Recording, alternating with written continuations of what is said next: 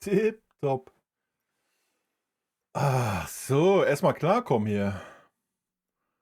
Wilde Nummer. Guck mal, passend, die Glocken läuten auch schon wieder im Hintergrund. Junge, Junge, ist das alles christlich hier. Ist ja wild. Chico, servus.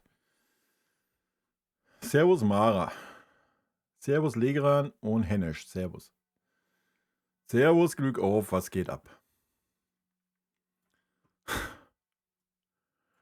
Was geht ab, ey? Erstmal guten Start in die Woche, wa? Das ist erstmal das Wichtigste. So, dann muss ich mal eine Aufnahme anschmeißen nebenbei. Obwohl, nee, muss ich nicht. Akakaka Kalamanan. Servus. Ja, Meister sind wir noch nicht, aber auf einem guten Weg, wa?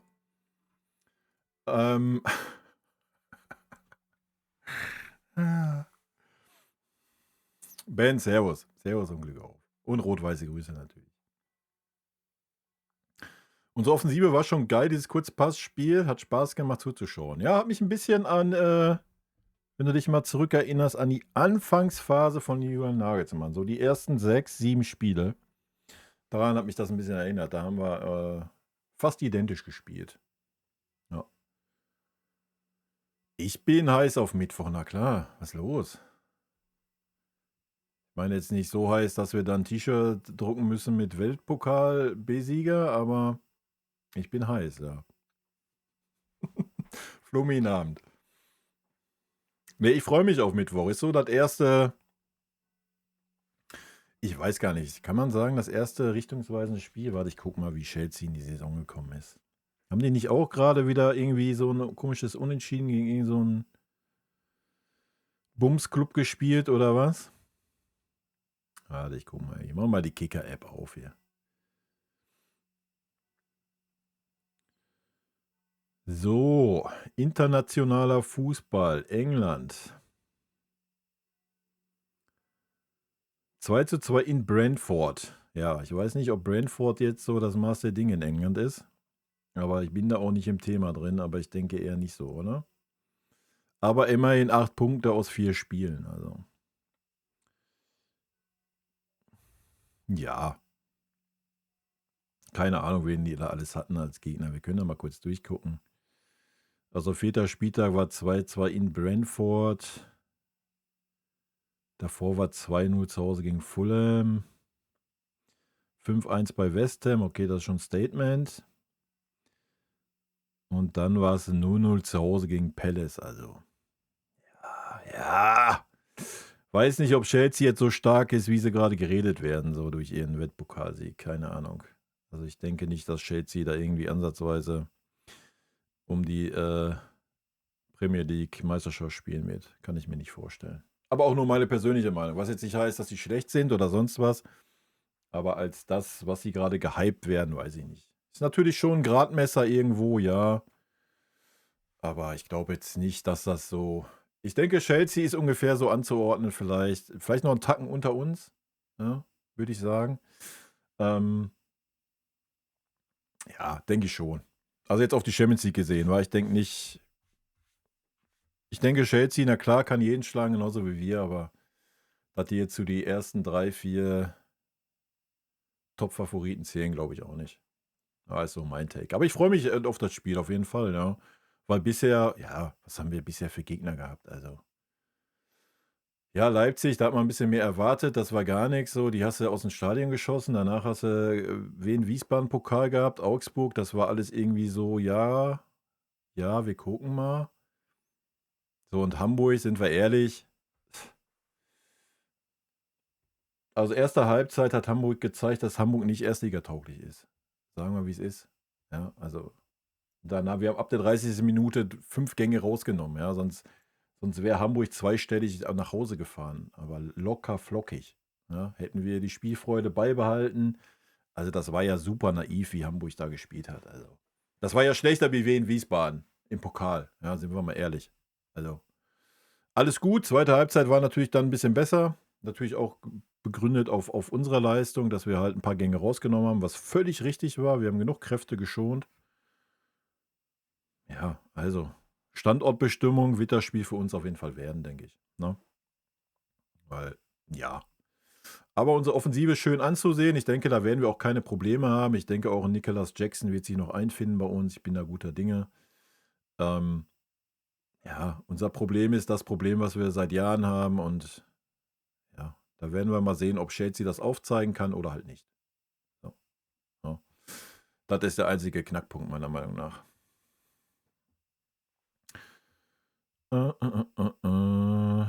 Sind eher nicht so gut gestartet. Ja, also ja, schlecht auch nicht, ne? Schlecht sind sie auch nicht gestartet. 2 Unentschieden.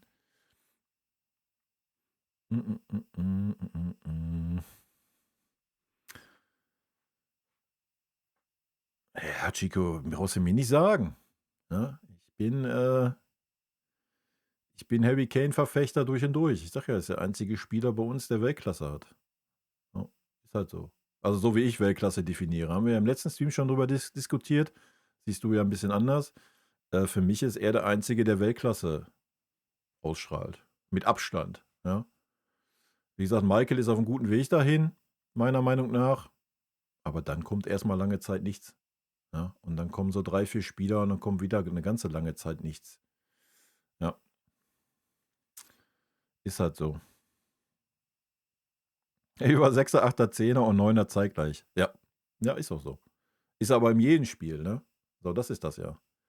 Nur viele sehen das gar nicht oder viele machen immer nur fest, ob er jetzt ein Tor macht oder nicht. Ja? Also auch im Spiel davor, wo er kein Tor gemacht hat, war er der überragende Mann. Ist halt einfach so.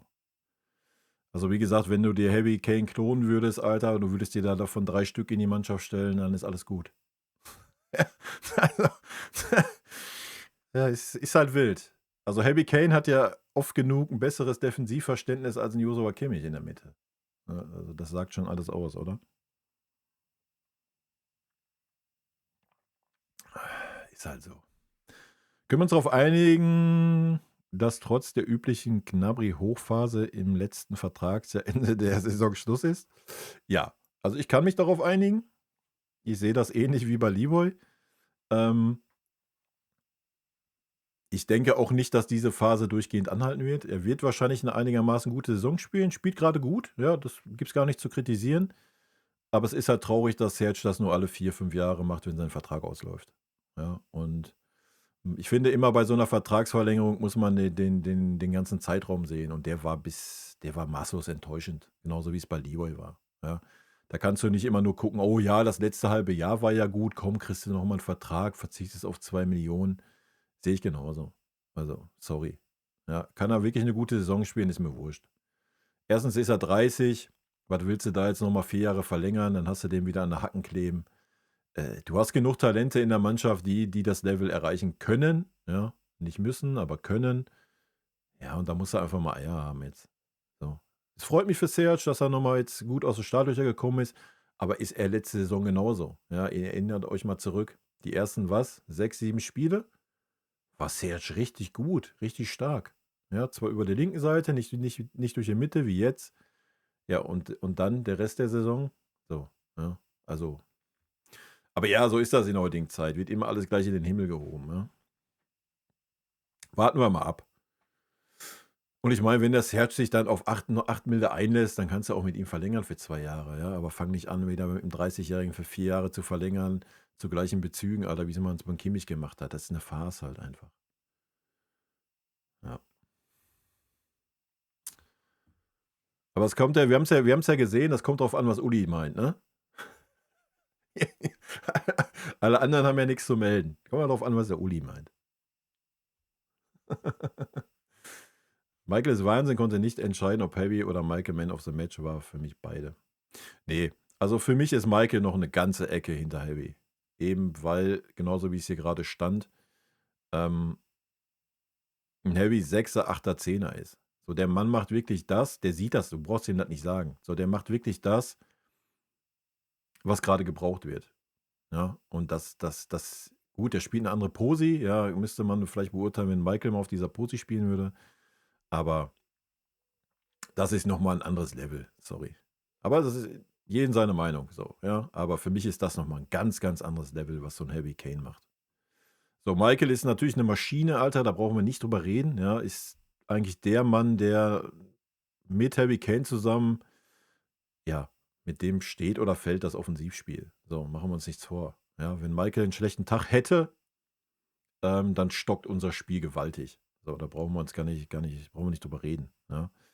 Aber wie gesagt, für mich ist Harry Kane noch ein ganz, ganz anderes Level. Michael ist für mich gerade das Level Musiala. Ja, das ist das Level. Nur, dass er viel, viel konstanter ist, wie es Musiala bisher war bei uns.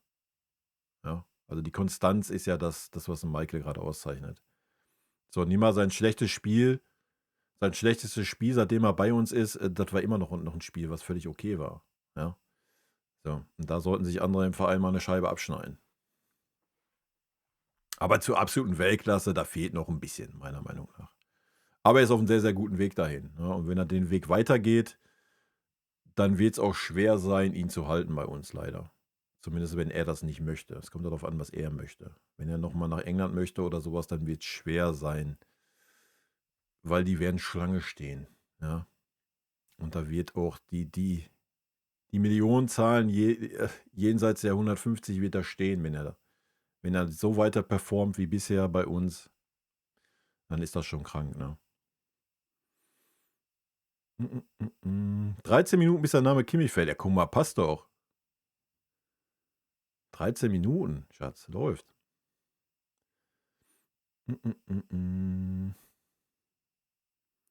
Hoffe, Michael wird frühzeitig verlängert, um ihn für seine Leistung zu belohnen und ihm zu zeigen, dass man ihn langfristig behalten will. Ich glaube, er weiß schon, dass man ihn langfristig behalten will, oder? Wie gesagt, es wird einzig und allein darauf ankommen, was er möchte. Also er wird bei uns mit Sicherheit dasselbe Geld verdienen können wie in der Premier League oder woanders. Also ich meine, wenn eins der FC Bayern zeigt, ja, wir sehen es am Beispiel Musiala oder Davis, Alter. So. Brauchen wir nicht weiter diskutieren, oder? Das wirst du auch am Beispiel Upa sehen, der wird nächstes Jahr auch in die 20 Millionen einsteigen.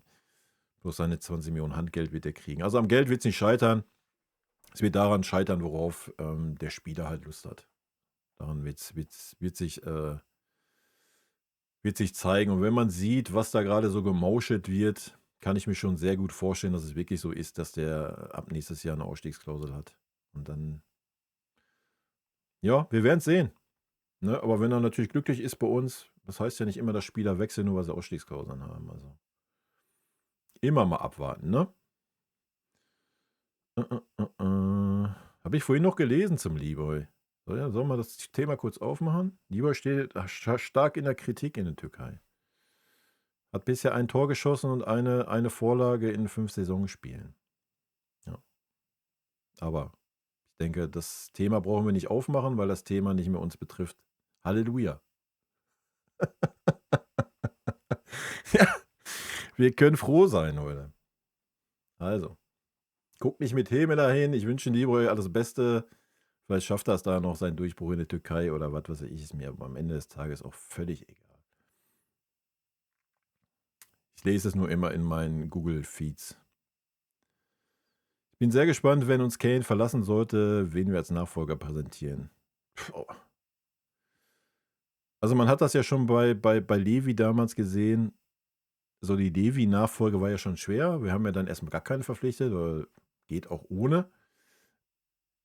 Aber ein Harry Kane ist ja auf einem ganz anderen Level, was nicht was das Tore schießen angeht oder so, da war Levi schon auf dem Level. Aber wie wir es gerade gesagt haben, was die Mannschaft, was das Mannschaftsdienliche angeht. Ja. Ja, zum Ende war Levi da auch ein bisschen stärker, fairerweise. Aber Heavy ist da ja auf einem ganz anderen Level, Alter. Also das wird ein Verlust sein, der wird richtig, richtig wehtun. Ja. Den wirst du nicht ersetzen können. Keine Chance. Du wirst ihn vielleicht vorne ersetzen können, ja. Das kann gut sein. Ja, das möchte ich gar nicht abstreiten. Aber was er fürs Aufbauspiel macht, was er aber auch für die Defensive macht, das wirst du nicht ersetzen können, Alter. Ja. Ist so. Voldemade. Ja, Voldemade.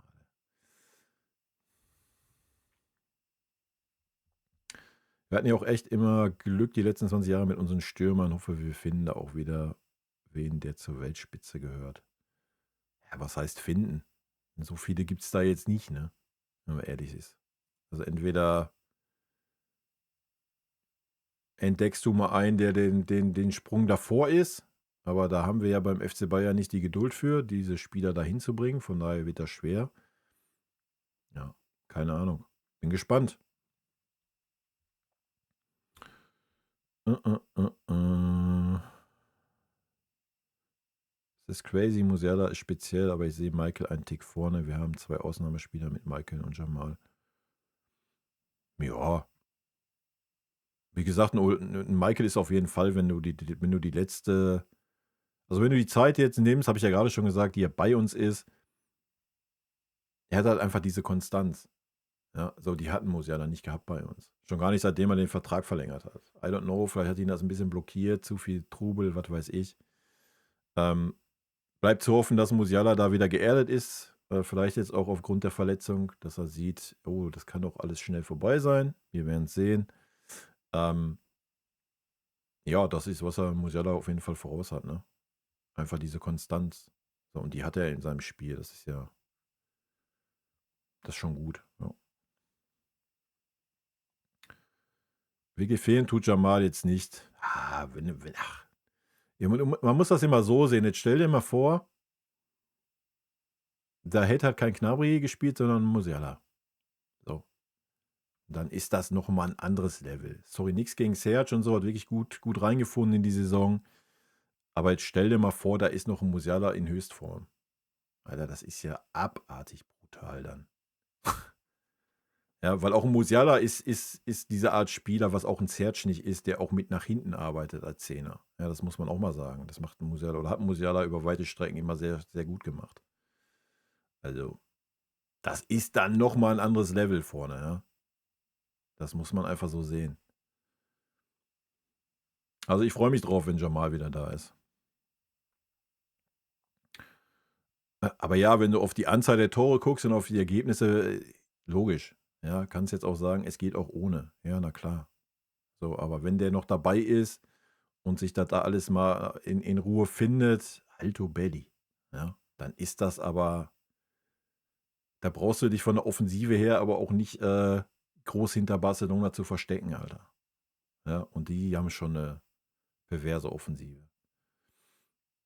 Mm, mm, mm, mm.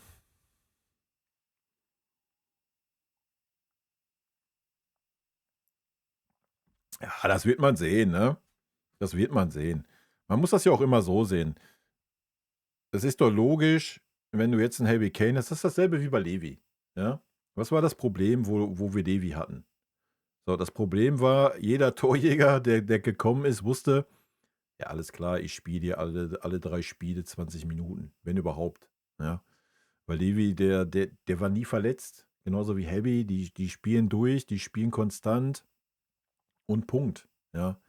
So, wo willst du da jetzt gerade einen Stürmer verpflichten? Ich meine, mit Heavy ist noch ein bisschen einfacher, weil den kannst du auch sagen, komm Heavy, du mach wie immer, dann ist der 30% Achter, 30% Zehner, da hat noch ein zweiter Stürmer ein bisschen Platz. Aber trotzdem ist natürlich so ein Heavy Kane gesetzt. So, ja. Man muss das sehen, wenn Heavy Kane halt wirklich den Verein verlässt, weil dann weißt du, wo du anfragst, weiß der Stürmer, ja, ich bin der Stürmer, Alter. So, ich spiele beim FC Bayern jedes Spiel. Ja. So, das ist natürlich dann nochmal ein ganz, ganz anderer Anreiz, als wenn du jetzt einen Stürmer anfragst und dem sagst, ja, wir nehmen dich mal, ja, und wir gucken mal, dass du dann, wenn Heavy irgendwann weg ist, kannst du die Nachfolge antreten. Das ist natürlich ein ganz anderer Anreiz dann, ne? Als wenn du dann anfragst und dann weiß derjenige, du bist der Stürmer hier. Ja. Das denke ich schon, dass das nochmal ein anderes Ding ist. Vielleicht mal einen Haaland, den Zug haben wir ja verpasst damals. Aber den Zug hat ja auch ein Uli verpasst. Den hat ja nicht ein Brazzo verpasst, weil ein Brazzo war da ja relativ schon guter Dinge. Aber da war dann, ja, da sind wir wieder beim Thema, wo wir auch heute noch drauf eingehen werden. Ist halt nicht mehr ganz zeitgemäß, der Uli in manchen Sachen. Hätte Fahrradkette. Keiner kann sagen, wie Jamal wiederkommt. Ja. Alles gut. Qualität setzt sich am Ende des Tages durch. Weiß man natürlich nie, da hast du natürlich recht, logisch. Aber ich bin da guter Dinge. Er braucht halt einfach ein bisschen Zeit. Und wie ich schon sagte, vielleicht hat ihn das auch ein bisschen geerdet wieder. Ja, ich stimme da ja mit überein, ne? Seit der Vertragsverlängerung war Musiala nicht gut. Ja, er hat viel zu viel Starallüren gehabt. Jeder Zweikampf, wenn er einen Foul bekommen hat, hat er da sich auf den Boden gehockt wie ein kleines Kind und ja, weiß ich nicht. Ja. Also man hat bei Musiala schon ein bisschen auf dem Fußballfeld zumindest das Gefühl gehabt, yo, ich bin jetzt hier der Superstar, touch mich nicht. Ja, was erlaubst du dir, in einen Zweikampf mit mir zu gehen? Ja, so kam das teilweise rüber und das war vorher nie bei ihm. Ja. Soll er sich mal ein Videostudium von Lionel Messi angucken, vielleicht kann er das wieder ablegen. Und dann ist er auch auf einem guten Weg. Ja, also, das war schon wild anzusehen, leider. Bam, bam, bam, bam. Geflasht vom Happy-Tor. Ja, also es ist halt Harry Kane, Alter. Ja. Und jetzt stell dir mal vor, der wäre noch 5 km/h schneller. Dann würdest du diese Dinger öfter sehen, weil einleiten tut er das super oft. Genau so, wie er es da auch gemacht hat. Ja. Nur ist er dann nicht oft genug, nicht schnell genug wieder vorne. Weil unsere Außen dann schon wie ein Pfeil. Ne? Ist halt so.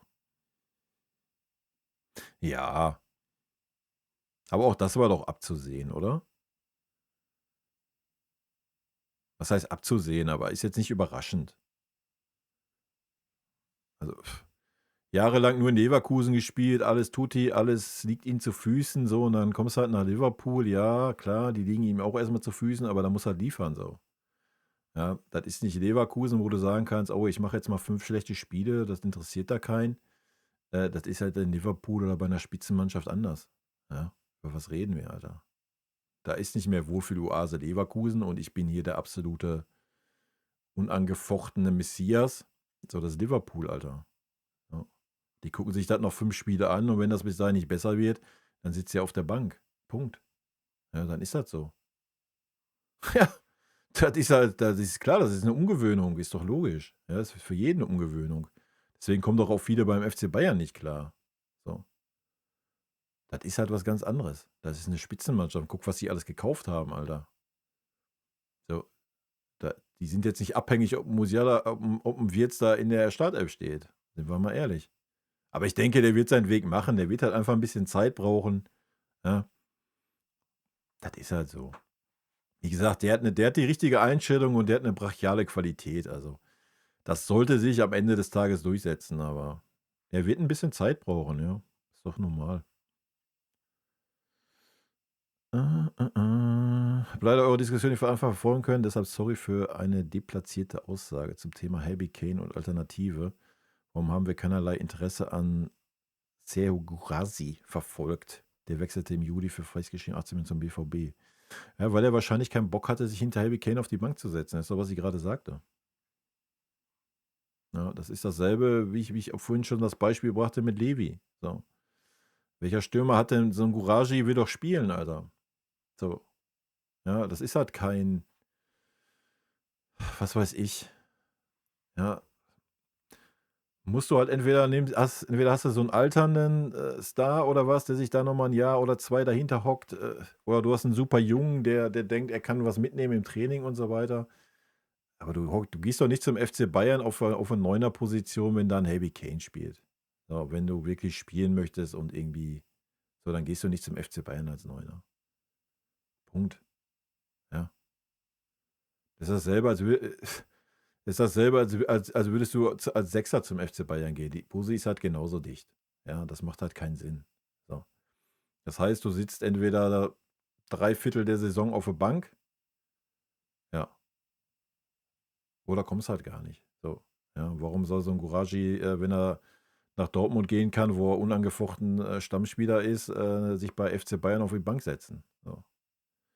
Sind nicht alle Fußballer so, die sagen, oh ja, da kriege ich 1 Million mehr und da setze ich mich auf die Bank? So. Es gibt halt wirklich Fußballer, die wollen Fußball spielen. Ja? So ein Choupo-Moting, ja, den kannst du da hinhocken, Alter. So, ja. So ein Kaliber, den kannst du da als Reserve haben. Aber das ist halt so. Ja. Und du verzichtest doch nicht auf einen Harry Kane, Alter. Ja. Das ist ja das Problem, was wir gerade sagten. Wenn Harry Kane nur ein Stürmer wäre, dann könntest du ja auch sagen, ja komm, alles gut, ich verzichte mal auf den Harry. Ja, ich tue mal einen anderen da rein.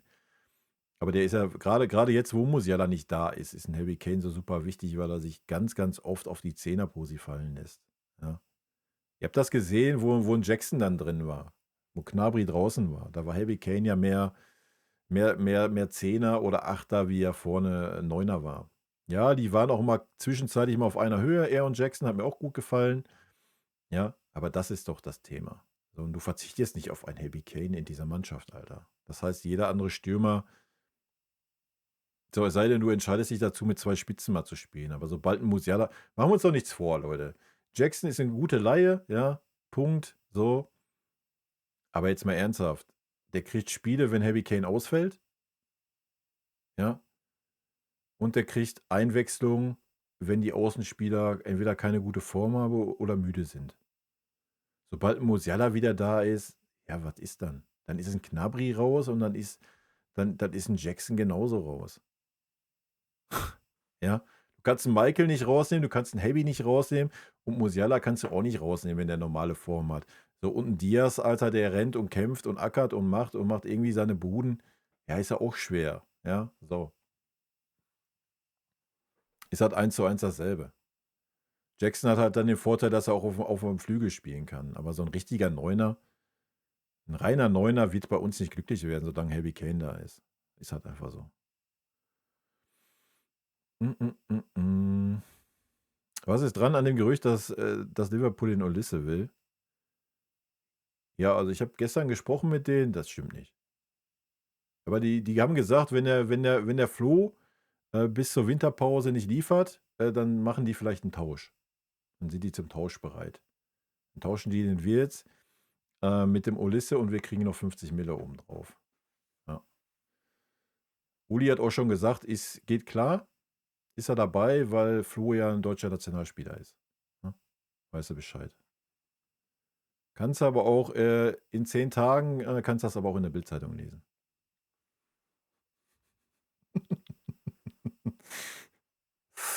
Ach, herrlich. Ich hoffe, Karl hat die Geduld mit dem FCB, mit seinen 17 Jahren geht der echt ab. Ja. Das ist das nächste Thema. Den kannst du dann halt noch hinter Gnabry und Jackson an die dritte Stelle schieben, wenn Musiala wieder da ist. Ja. So viel Spielzeiten wird der Junge kriegen.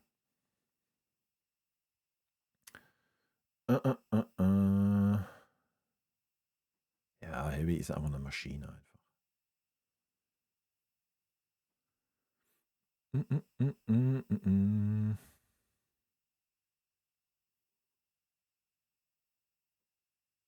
Ja, wen interessiert das? Wir hören gleich noch rein in Ulis Aussagen. Ich habe die noch nicht gehört, ich habe das nur gelesen, aber ich habe gerade mal auf YouTube geguckt, da gibt es 2, 3 Videos von Sport 1, da gucken wir gleich mal rein. Aber ganz ehrlich, das ist mir sowas von scheißegal, ob der jetzt 16,5 Millionen Leihgebühr kostet, ob der 13 Millionen Leihgebühr kostet, ob der 10 Millionen übernommen hat, ob der 1,5 übernommen hat oder gar nichts übernommen hat. Wen interessiert's? So, wen interessiert's? Der Spieler ist jetzt da, der Spieler beim FC Bayern, Punkt. So, alles andere ist mir scheißegal. Ja, interessiert mich halt nicht. Auch die Kaufpflicht. Ich habe es ja schon gesagt in dem Video. Jetzt, wenn der Jackson liefern sollte, so, ja, ich meine, wenn ihr euch die Zahlen aus der Premier League anguckt, sind die, ja, fast auf dem Michael Olise-Niveau bei uns, jetzt rein von den Zahlen her, ja, also ist das nicht so schlecht. Was sind dann 65 Millionen in dem heutigen Markt? Guckt euch an, Woldemade für 90 Millionen. So, ja, über was reden wir dann? So, das ist ein normaler Kurs. Ja, der ist 24, der ist jetzt keine 30 oder sonst was. Also immer mal abwarten. Ne? Wenn das Spiel auf 40 Partien inklusive Einwechslung kommt, ja, wie gesagt, das ist mir auch scheißegal. Also wichtig ist doch, ob der Spieler bei uns performen wird oder nicht. So. Wird der Spieler bei uns performen, warum sollte man den dann am Ende der Saison, wenn er menschlich passt, Wenn er sportlich passt, warum sollte man dann, weiß ich nicht, bei 65 Millionen dann irgendwie über was reden wir, Alter? Ja, das ist der Markt heutzutage. Und gut ist, wird man doch sehen. Abwarten. Und wenn er nicht zündet oder wenn es so kommt, wie ich gerade sagte, dass er in der Rückrunde keine Einsätze mehr hat, weil Musiala fit ist und die 4 gesetzt sind und er sich nicht durchsetzen kann, ja, dann ist das so. Ja, dann hast du, was weiß ich, 15, 13, 14 oder 16 Millionen für ein Jahr ausgegeben, dann ist das so. Ja, hast halt die sichere Schiene gefahren, anstatt einen Kusi Asare zu behalten. Und gut ist. Ja, mein Gott. Aber wieder genau die Modalitäten sind, spielt doch keine Rolle. Also für mich persönlich jetzt. Ist mir wurscht. Odessa wird bei uns bleiben. Ja, das wünschen wir uns alle, denke ich, oder? Wird man sehen. Ja, ich denke, ein Faktor wird wie immer, ähnlich wie es bei Musiala ist, ähnlich wie es bei Davis ist und so weiter. Der Faktor wird sein, ob du die Perspektive hast, die Champions League zu gewinnen. So. Ja, wir brauchen nicht darüber reden. Keine Ahnung. Wahrscheinlich kannst du die nächsten 10 Jahre wieder den FC Bayern als deutschen Meister eintragen, so, wenn wir ehrlich sind. Ja, guck dir den Kader an. Ja, es wird interessant sein, wenn Heavy aufhört oder Heavy den wechselt oder wie auch immer. Auch das steht ja irgendwo und hast du nicht gesehen und ja, er ist ja eigentlich schon weg nächstes Jahr und bla und Sülz. Ja, immer mal abwarten. Vielleicht spielt der Harry Kane auch wie Manuel Neuer bis 42 und dann ist doch gut. Also, der Faktor wird doch sein, hast du mit dem FC Bayern die Chance, die Champions League zu gewinnen? Wenn du die hast, hast du auch ein Argument, dass solche Spieler bleiben. Ja, ganz einfach. Und von der Offensive her haben wir das mit Sicherheit. Ja, so, das ist nicht unser Problem. Und das andere ist doch auch immer, ja, wie das Team ist, wie das mit dem Trainer ist und die Geschichten. Das spielt doch alles zusammen. Also ich stufen Michael jetzt nicht so ein wie ein Serge zum Beispiel. Ja, so Gucci Knabri-mäßig oder wie ein Niboi, ach, da kriege ich 2 Millionen mehr, dann gehe ich dahin.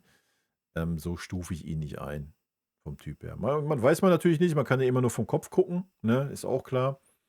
Aber alles, was man so mitkriegt, glaube ich, wird der schon einen klaren Plan haben und keine Ahnung, wenn der Traum ist, so ich möchte gerne in der Premier League Meister werden, sonst was, ja, dann wird er irgendwann den Verein verlassen. Mein Gott, ist mit Musiala nicht anders. So, wenn sein Traum ist, er möchte einmal in sein Heimatland die Liga gewinnen, dann wird er auch irgendwann wechseln. So, ja, ist doch völlig legitim. So ist es halt. Das ist Fußball. Kein Spieler ist größer wie der Verein, Alter. Das wird sich auch nicht ändern. Auch nicht für einen Olisse, auch nicht für einen Heavy Kane oder für sonst wen. Einzig Uli Hoeneß ist größer wie dieser Verein.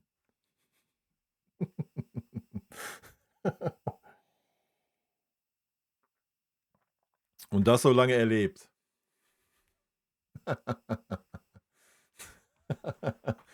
Ach, herrlich. Tipptopp, ey.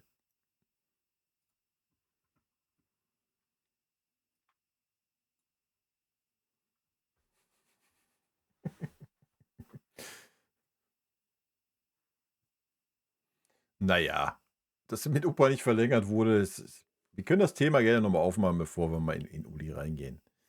Das Thema, warum Opa noch nicht verlängert hat, ist, weil ein Opa natürlich sieht, oh, da ist so ein Musiala, der 25 Millionen kriegt, da ist so ein Davis, der 20 kriegt und die haben beide ein Handgeld zwischen 20 und 30 Millionen bekommen.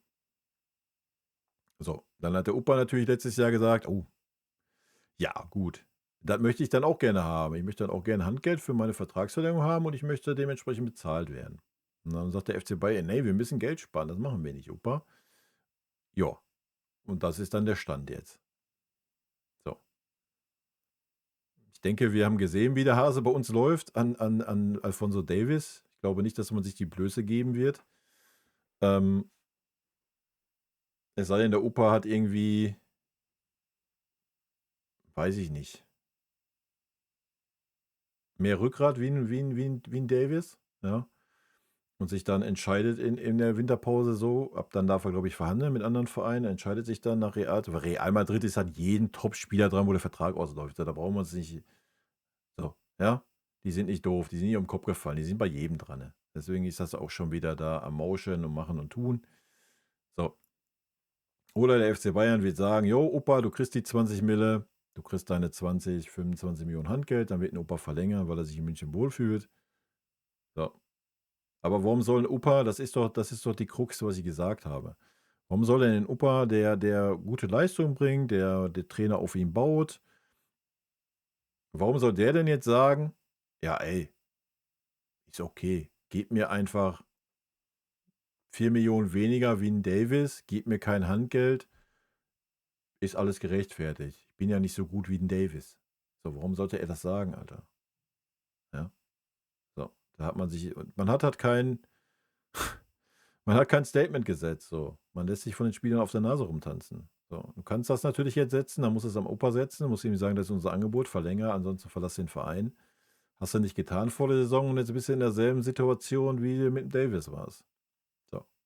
Sobald die Winterpause kommt, wenn der Vertrag bis dahin nicht verlängert ist, kann er mit Hunz und Kunz und allen Quatschen verhandeln, machen, tun. Das wird jetzt schon im Hintergrund passieren, machen wir uns nichts vor, über den Berater. Ja, das sind immer diese Eigentore, die wir schießen. Ne? Kannst du nicht nachvollziehen, aber ist so. Ich weiß auch nicht, was der FC Bayern jetzt erwartet. Ich meine, wenn man verhandelt hat und er hat gesagt, ja, das Angebot ist mir nicht hoch genug, was erwartet man dann, wenn der Spieler dann ins letzte Vertragsjahr geht? Erwartet man dann, dass man dann kein Handgeld zahlen muss? Dass der Spieler sagt, oh nee, ist doch okay, ich bleibe jetzt für weniger? Hä? Ja, die Verhandlungsposition des Spielers wird doch nur stärker, wenn er ins letzte Vertragsjahr geht und der Vertrag ausläuft. Die wird doch nicht schlechter. So, es sei denn, du heißt Serge Gnabry und bist maßlos überbezahlt, dann wird die vielleicht schlechter, ja, weil der Verein dann eher gewillt ist zu sagen, Serge, hau rein, da ist die Tür. Ja. Aber ansonsten für den Opa gibt es da genug Interessenten. Ob das Real ist, ob das Paris ist, er kann sich doch die Vereine aussuchen. Ja. Und keine Ahnung, was da beim FC Bayern wieder in der Birne ist. Aber da weiß ich auch wieder nicht, wer ist dafür verantwortlich, wer hat das Sagen, ja. Ich meine, selbst die Vertragsverlängerungen wurden vom Aufsichtsrat abgesegnet, also, keine Ahnung, blickst du nicht mehr durch. Ja. Wahrscheinlich ist das Uli, entweder sagt der Uli, yo, es ist okay, der Opa darf so viel Geld bekommen oder der Opa darf nicht so viel Geld bekommen. Ja, darauf wird es hinauslaufen. Und das ist natürlich super dumm. Ja. So, es ist super dumm mit irgendwelchen Spielern und vor allen Dingen mit Spielern seines Kalibers ins letzte Vertragsjahr zu gehen. Ja. Und es war super dumm, einen Musiala Handgeld zu zahlen, obwohl er noch 1,5 Jahre Vertrag hatte. Ist doch logisch, dass dann so ein Opa, der dann auch noch über ein Jahr Vertrag hatte, wo die Verhandlungen angefangen haben, sagt, ey, ich möchte aber auch gern Handgeld haben, dass ich hier bleibe. So. Ja, ist das schön für uns Fans so oder keine Ahnung? Natürlich nicht, aber man darf nicht so blauäugig sein. Du was mit einem Spieler machst, so, stell dir vor, in deiner Firma ist, keine Ahnung, der kriegt Urlaubsgeld, du nicht. So, ja. Dann fragst du deinen Chef auch, Alter, was ist los? Bist du nicht ganz richtig in der Birne oder was? Ja. So, du gibst dem Musiala 30 Mille Handgeld 1,5 Jahre bevor der Vertrag ausläuft, damit er den Vertrag verlängert. So, und dann sagt so ein Opa, ja, ich möchte auch gerne Handgeld haben. Mein Vertrag läuft ja auch 1,5 Jahren aus. Und dann sagt der Verein so, nee, kriegst du nicht. Ja, und dann sagt der Opa, ja, alles klar, dann gehen wir, dann verlängern wir den Vertrag nicht, ja. So, aber wo soll deine Verhandlungsposition als Verein besser werden? Die wird nur schlechter. Ja. So. Du kriegst das Problem, dass ab in der Winterpause der Opa mit dem Kopf woanders ist, sich irgendwelche unmoralischen Angebote kommen werden, er sich überlegen wird, was mache ich? Ja. Katastrophe. Kannst hoffen, dass das vor der Winterpause geklärt wird. So. Ja, dass der Max Eber die Erlaubnis kriegt, den Vertrag zu verlängern. Ja, darauf musst du hoffen. Ist leider so. Thaler, servus. Opa wird nach Madrid gehen, ablösefrei. Ja, kann passieren. Kann aber auch sein, dass er nach Paris geht, ablösefrei. So, die haben auch kein Problem damit zu sagen, komm, Opa kriegst 30 Meter, wenn du hinkommst. So, ja. Punkt.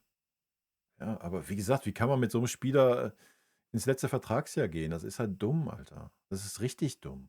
Ja, und wir lernen es nicht. Wir machen es immer wieder. Seit Jahren. So, das ist das Problem. Katastrophe.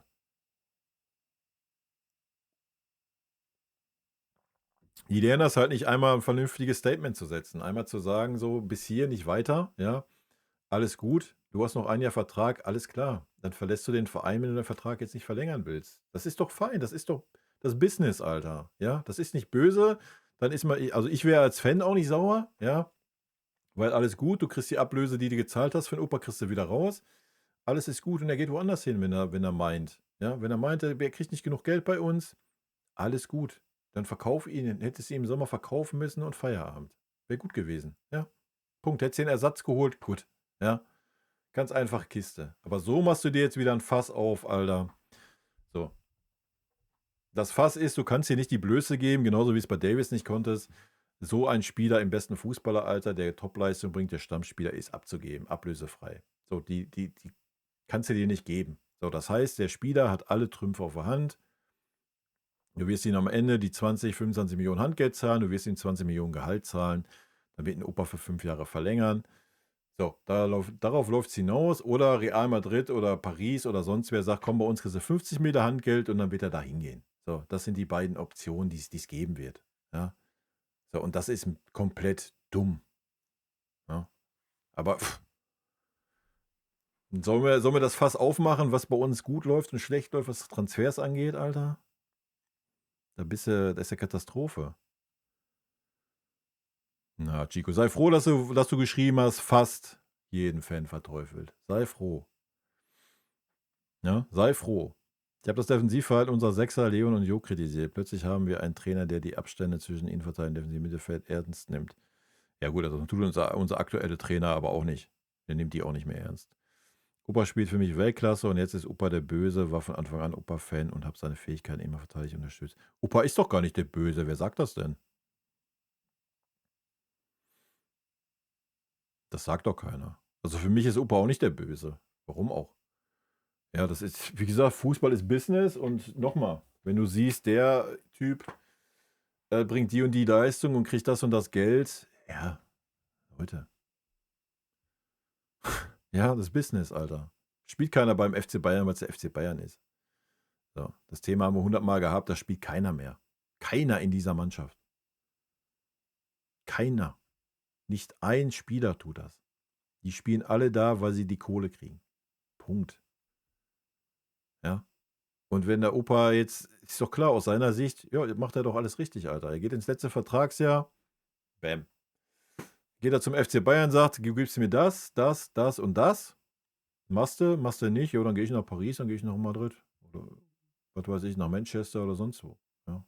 Und gut ist. So, den Spielern ist das doch am Ende scheißegal, wo sie spielen, Alter. Der letzte war Tell, ja, zumindest wo man das Gefühl hatte, ja. Stimme ich zu. So, sonst hast du das nicht mehr. Die Zeiten sind lange vorbei, leider. Und Opa jetzt, weiß ich nicht. Ey, alles gut, ja. Ich habe Opa immer verteidigt, wisst ihr alle hier auf dem Kanal, ich halte viel vom Opa. Ob der Opa jetzt wichtiger ist, ganz ehrlich, ob der Opa jetzt nächstes Jahr da ist oder nicht, sage ich dir ganz ehrlich. Ja, es wäre natürlich schade, ja, weil er auf einem guten Weg ist und so weiter. Aber ich habe auch kein Problem, mir da selbst im schlimmsten Fall einen Tar und einen Stunny vorzustellen in der Innenverteidigung. Ja, auch wenn Stunny natürlich ein anderer Innenverteidiger ist. Aber du hast immer auch noch einen Ito, den du nicht vergessen darfst, ja, der in Stuttgart wirklich stark war. Können wir natürlich noch nicht beurteilen. Da musst du erstmal hoffen, dass der Fuß hält, logisch. Aber ganz ehrlich, ja, also du wirst auch einen anderen Innenverteidiger kriegen. Klar, den musst du erstmal wieder auf das Level dann kriegen und so weiter. Da brauchen wir nicht drüber reden, aber wir müssen jetzt auch nicht so tun, als, keine Ahnung, steht und fällt das Defensivspiel mit Upamecano, Alter. Ja, das ist halt auch nicht der Fall. So. Das ist nicht mit De Ligt passiert, ja, obwohl man das da gedacht hat. Und das wird auch nicht mit dem Opa passieren. So, Punkt. Ja, wie gesagt, für mich wäre es auch super schade. Ich sehe den Opa auch in den nächsten Jahren als einer der Innenverteidiger, wenn er seinen Weg weitergeht, den er gerade bei uns angefangen hat. Aber selbst wenn er weg ist, ist er weg, Alter. Dann wird ein anderer in die Fußstapfen treten und gut ist. Also wie gesagt, ich finde Stunny auch einen sehr, sehr starken Innenverteidiger. Vielleicht nicht so rigoros im 1:1, wie es ein Opa ist, gegen eine bestimmte Art von Stürmer. Ja, da könnte ein Stunny wahrscheinlich Probleme kriegen. Aber alles andere, vom Stellungsspiel her, von der Schnelligkeit her, spielt der Stunny einen richtig guten Innenverteidiger. Meine Meinung. Und wie gesagt, wir müssen mal den Neuzugang Ito abwarten ab der Sommerpause, ab der Winterpause. Ne? So, und da der Ambu kommt, gehe ich. Servus Ambu, ich bin mal kurz weg, ich muss mir ein Wässerchen holen. Sonst wird's wild.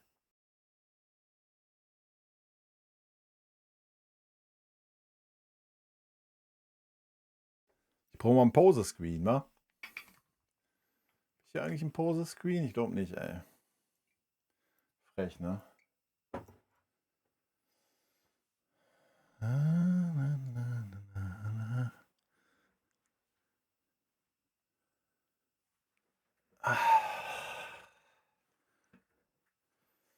Steht das Abwehrthema nicht? Haben noch Harry? Ja, in 2 Jahren, wenn er noch langsamer wird, kann er ein Libero machen, wie Dota früher. Da wir jetzt wissen, dass wir so neumodische Sachen wie Dreierkette nicht spielen werden, uns fehlt noch ein Libero und ein Vorstopper fürs nächste Jahr. Vielleicht hat Chelsea was zum Leihen. Na, warum spielen wir denn keine Dreierkette? Weißt du doch noch gar nicht.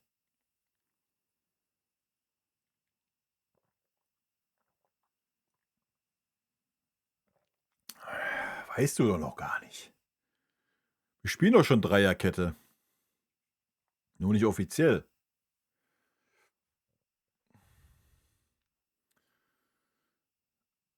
Uli hat gesagt, davon hält er nichts. Eieiei. Ich sag ja, der Uli ist aus der Zeit gefallen, Alter. Ey, das kannst du dir nicht ausdenken, ne? Das kannst du dir nicht ausdenken. Das geht nicht. Katastrophe. Wird verkauft im Winter. Der Opa, das glaube ich nicht. Da kriegst du ja nichts für. Dann kannst du ihn auch behalten. Was kriegst du denn im Winter für einen Opa? 10 Mille? Kauft doch keiner. Was Uli sagt, ist gesetzbar. Das ist ja klar. Das ist ja jetzt nichts Neues bei uns, oder?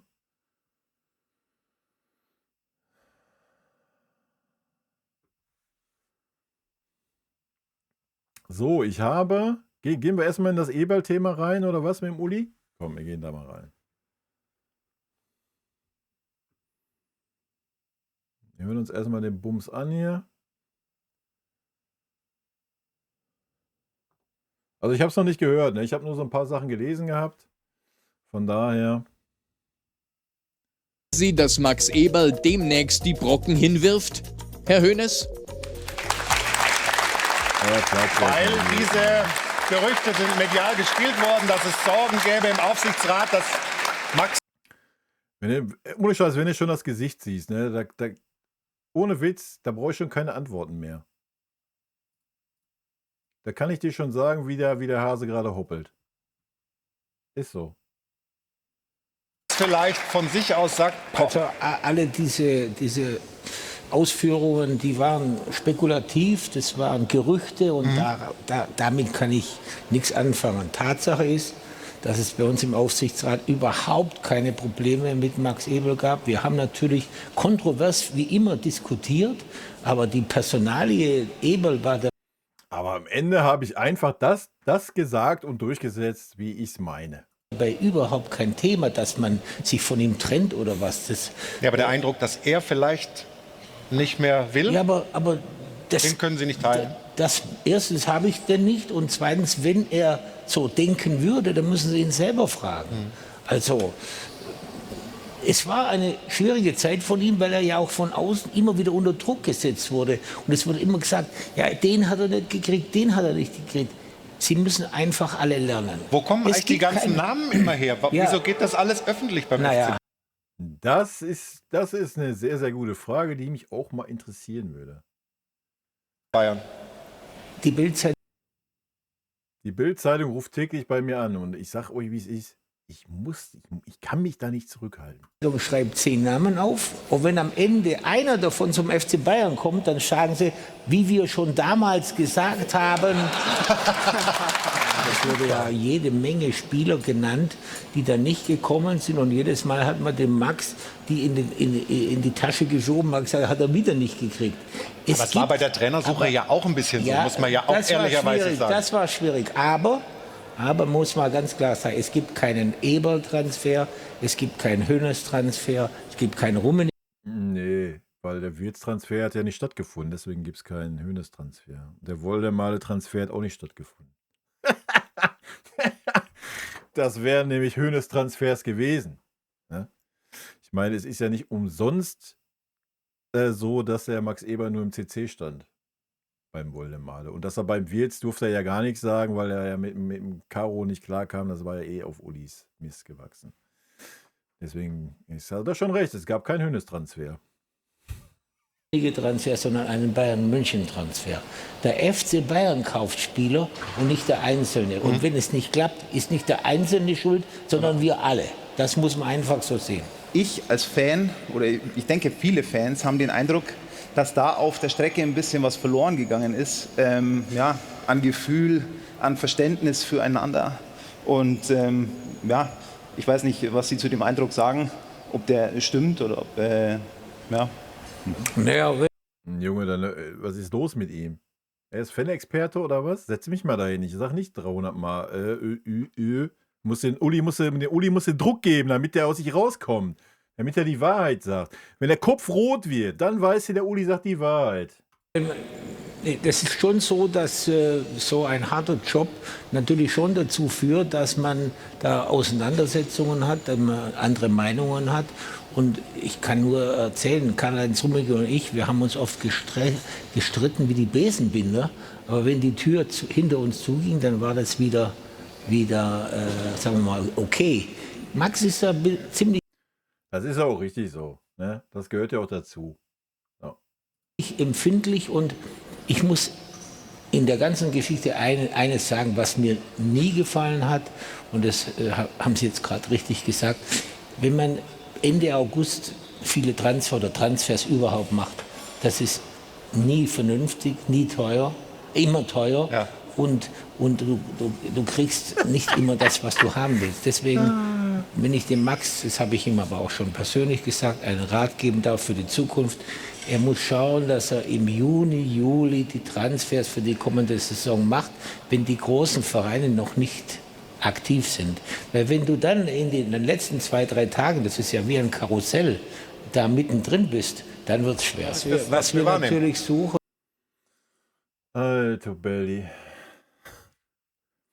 Vielleicht hätte der Max Eberl das ja getan, wenn da nicht die Keule gekommen wäre. Wir haben keinen Geldscheißer hier. Du darfst nichts mehr verpflichten. Du musst erst gucken, dass du Spieler los wirst. So war es beim Duet. Der Transfer war nicht am Ende der Transferphase, der wäre am Anfang über die Bühne gegangen. Genau aus diesem Grund halt, ja. Aber dann hat sich ja ein gewisser Typ, der da gerade sitzt, hat ja den Hammer zwischen die Beine geworfen. Und jetzt setzt er sich da hin und labert die gegenteilige Scheiße. Also, so. Das ist doch vor allen Dingen diese Logik auch, ja. Hättest du ein Duet verpflichtet, so, dann hätte doch jeder gewusst, der da noch rumgepimmelt hat, ob es ein Coman, Gnabry oder ein Sané gewesen wäre. Ey, yo, ich bekomme hier jetzt keine Spielzeit mehr. Das wäre doch das Zeichen gewesen, ja. Und dann wäre doch auch der eine oder andere vielleicht eher geneigt gewesen zu sagen, oh, dann gehe ich doch lieber. Aber all das versteht der Uli nicht, Alter. Der lebt halt einfach noch in seiner Zeit von vor 20 Jahren, Alter. Das ist halt alles nicht mehr zeitgemäß, was der so von sich gibt. Egal, ohne Scheiß.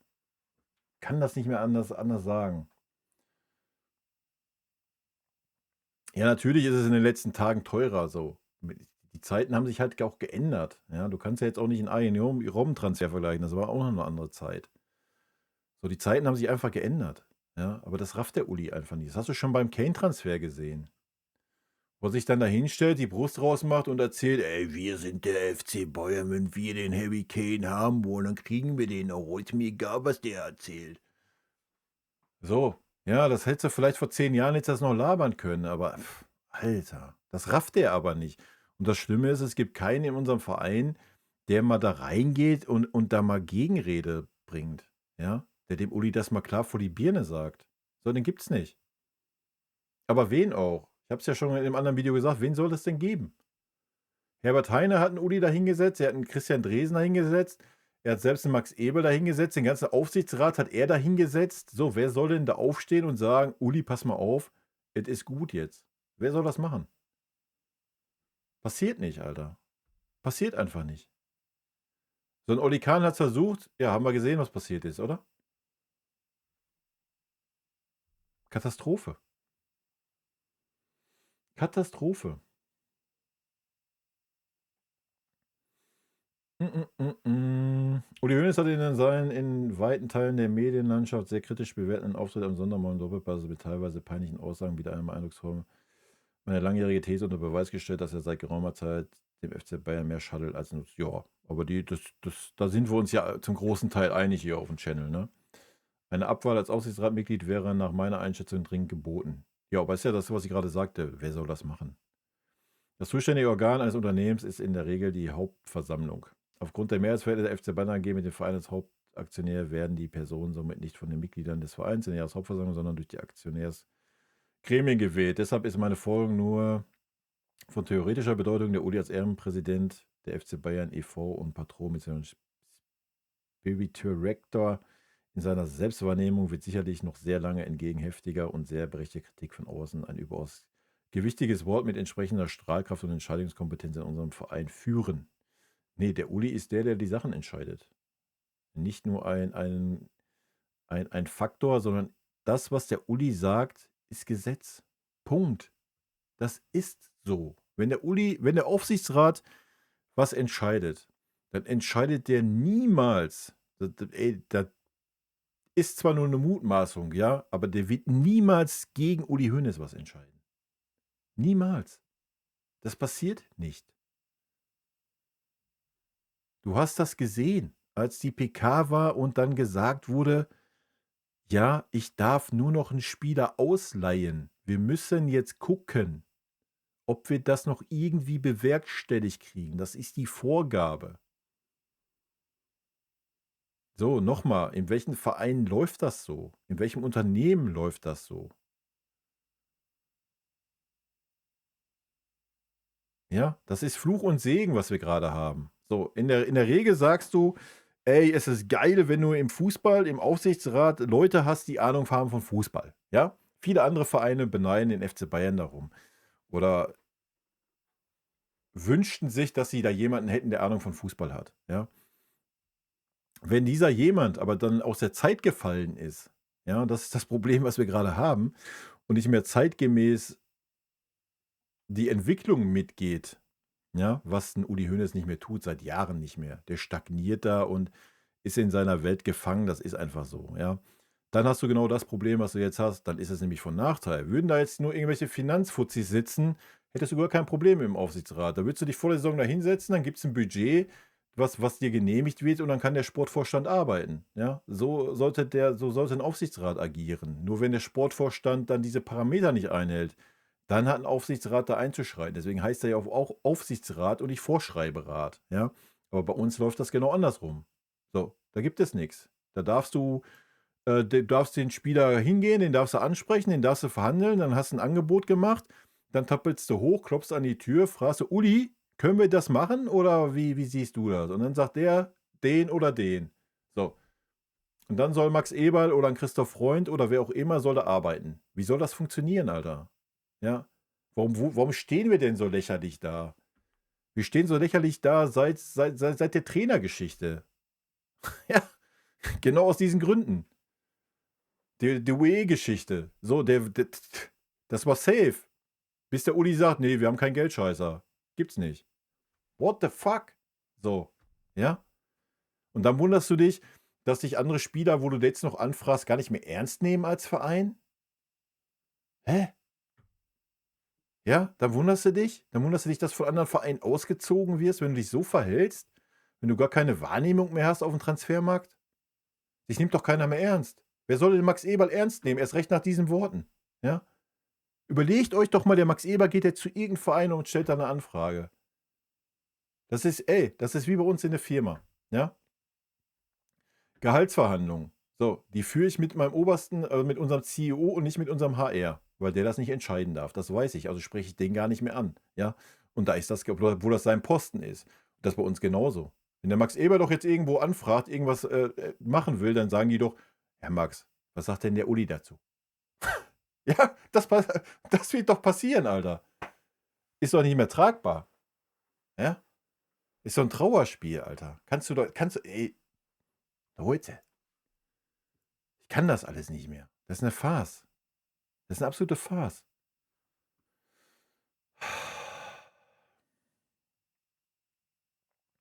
Ja, und das ist noch das Schlimme, wie du schreibst halt, ne? Letztlich kann und darf man von einem Egoman mit einer nicht vorhandenen Selbstwahrnehmung und allergrößter Überzeugung der absoluten Richtigkeit eigener Aussagen und Handlungen in keiner Weise eine kritische Reflexion von Meinung anderer erwarten. Ja, aber das ist ja der Sache geschuldet. Ja, Uli Hoeneß wurde von uns allen so, da können wir uns alle mal ins Boot nehmen, ja. Uli Hoeneß war immer outstanding. So, und Uli Hoeneß zu aktiver Zeit, du hast einen Uli Hoeneß kritisiert? Er hat genauso viele schlechte Transfers gemacht wie jeder andere Manager, hat genauso schlechte Entscheidungen getroffen, so, da brauchen wir nicht drüber reden. Aber ein Uli Hoeneß hat den Verein dahin geführt, wo er ist. Das ist nun mal ein Fakt. Ja, man vergisst immer den Faktor Karl-Heinz Rummenigge, gerade in der Internationalisierung. Das muss man auch mal ganz klar sagen. Der steht da immer so ein bisschen im Scheffel. Aber am Ende, so, vielleicht hat er mal ein bisschen Gegenwind von Kalle gekriegt. Der ist da aber auch nicht mehr befugt, sonst was. Ja, vielleicht hat er mal Gegenwind vom Kaiser gekriegt.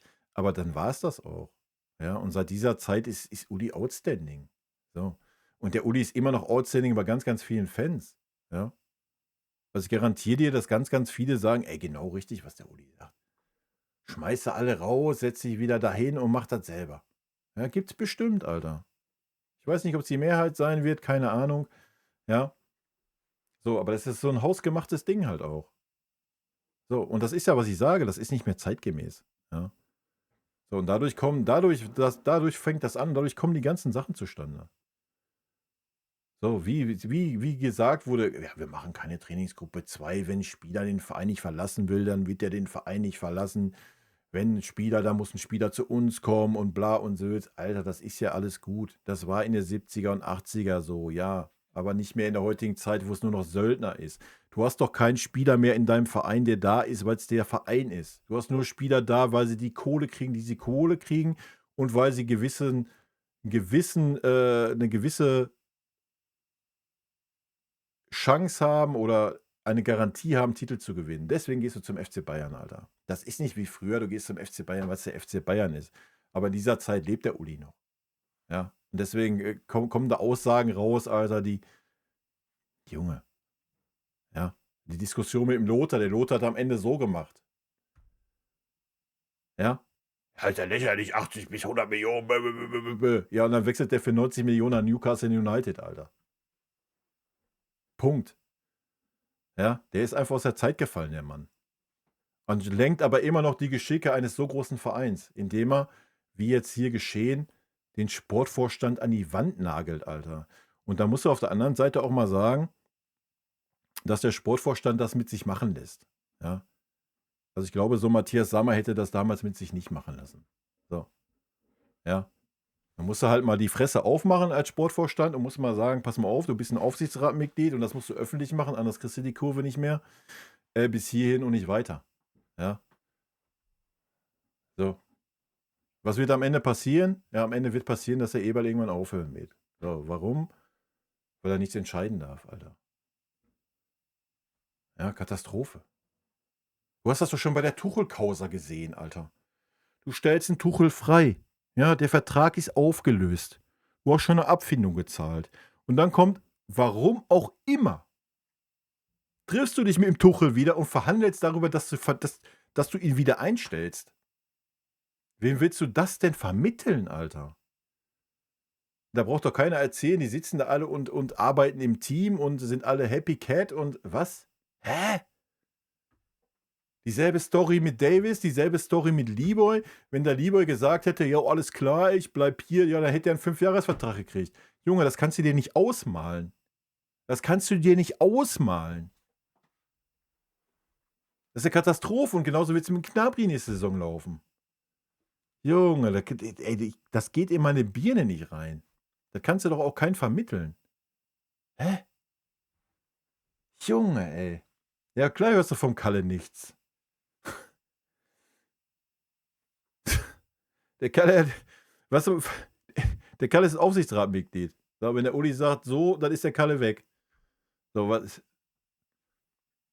heute, und mal ganz ernsthaft, der ist halt auch in der Zeit stehen geblieben.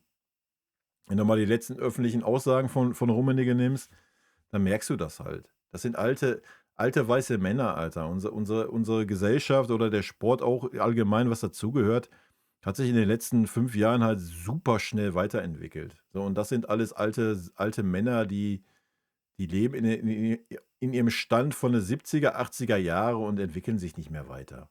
So, das sind sture alte Männer. Punkt. Da entwickelst du dich nicht mehr. Ja. Und das ist ja auch okay. Das ist ja normal. So. Aber da muss man den Hut nehmen. Ne? Und nicht Aussagen treffen wie, ja, wenn die richtigen Personen irgendwann an der richtigen Stelle sitzen, dann sind der Kalle und ich nicht mehr da. Ja, wow. Ja. So. Nochmal, wie weit willst du das Standing einer Führungskraft in den Schmutz ziehen, Alter? Katastrophe. Ja. Und dann setzt er sich ernsthaft dahin und sagt, ja, der Max muss jetzt aber am Anfang einer Transferperiode, müssen jetzt aber die Transfers bam, bam, bam. Ja, würde ich auch fühlen. Ja, war früher auch unser Markenzeichen. So, gar keine Frage. Ja. Aber dann werf ihm doch keine Knüppel zwischen die Beine, wie er es getan hat. Das ist doch die Farce. Und genau jetzt dasselbe. Ja, du hast 125 Millionen für den Wirtz, gar kein Problem. Ja, macht der Uli locker, zahlen wir. Ja, du hast auch 65 Millionen für den Woldemade, gar kein Problem, zahlen wir. Ja, weil sind ja Uli Hoeneß Transfers. Aber ein anderer Spieler, nein. Nee, das geht jetzt nicht mehr. Nein, das geht nicht mehr, auch wenn ihr 35 Millionen zusätzlich zu den 65, die wir hätten zahlen wollten, für den Woldemade bekommen haben, für den Coman. Das heißt, es wären eigentlich 100 Millionen da. Nein. Also jetzt darfst du nur noch einen Spieler ausleihen.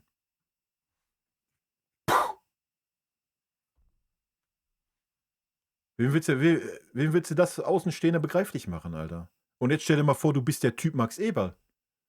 Du sitzt da, du weißt, oh ja, 65 Millionen für den Woldemade darf ich ausgeben. Oh, den kriegen wir nicht.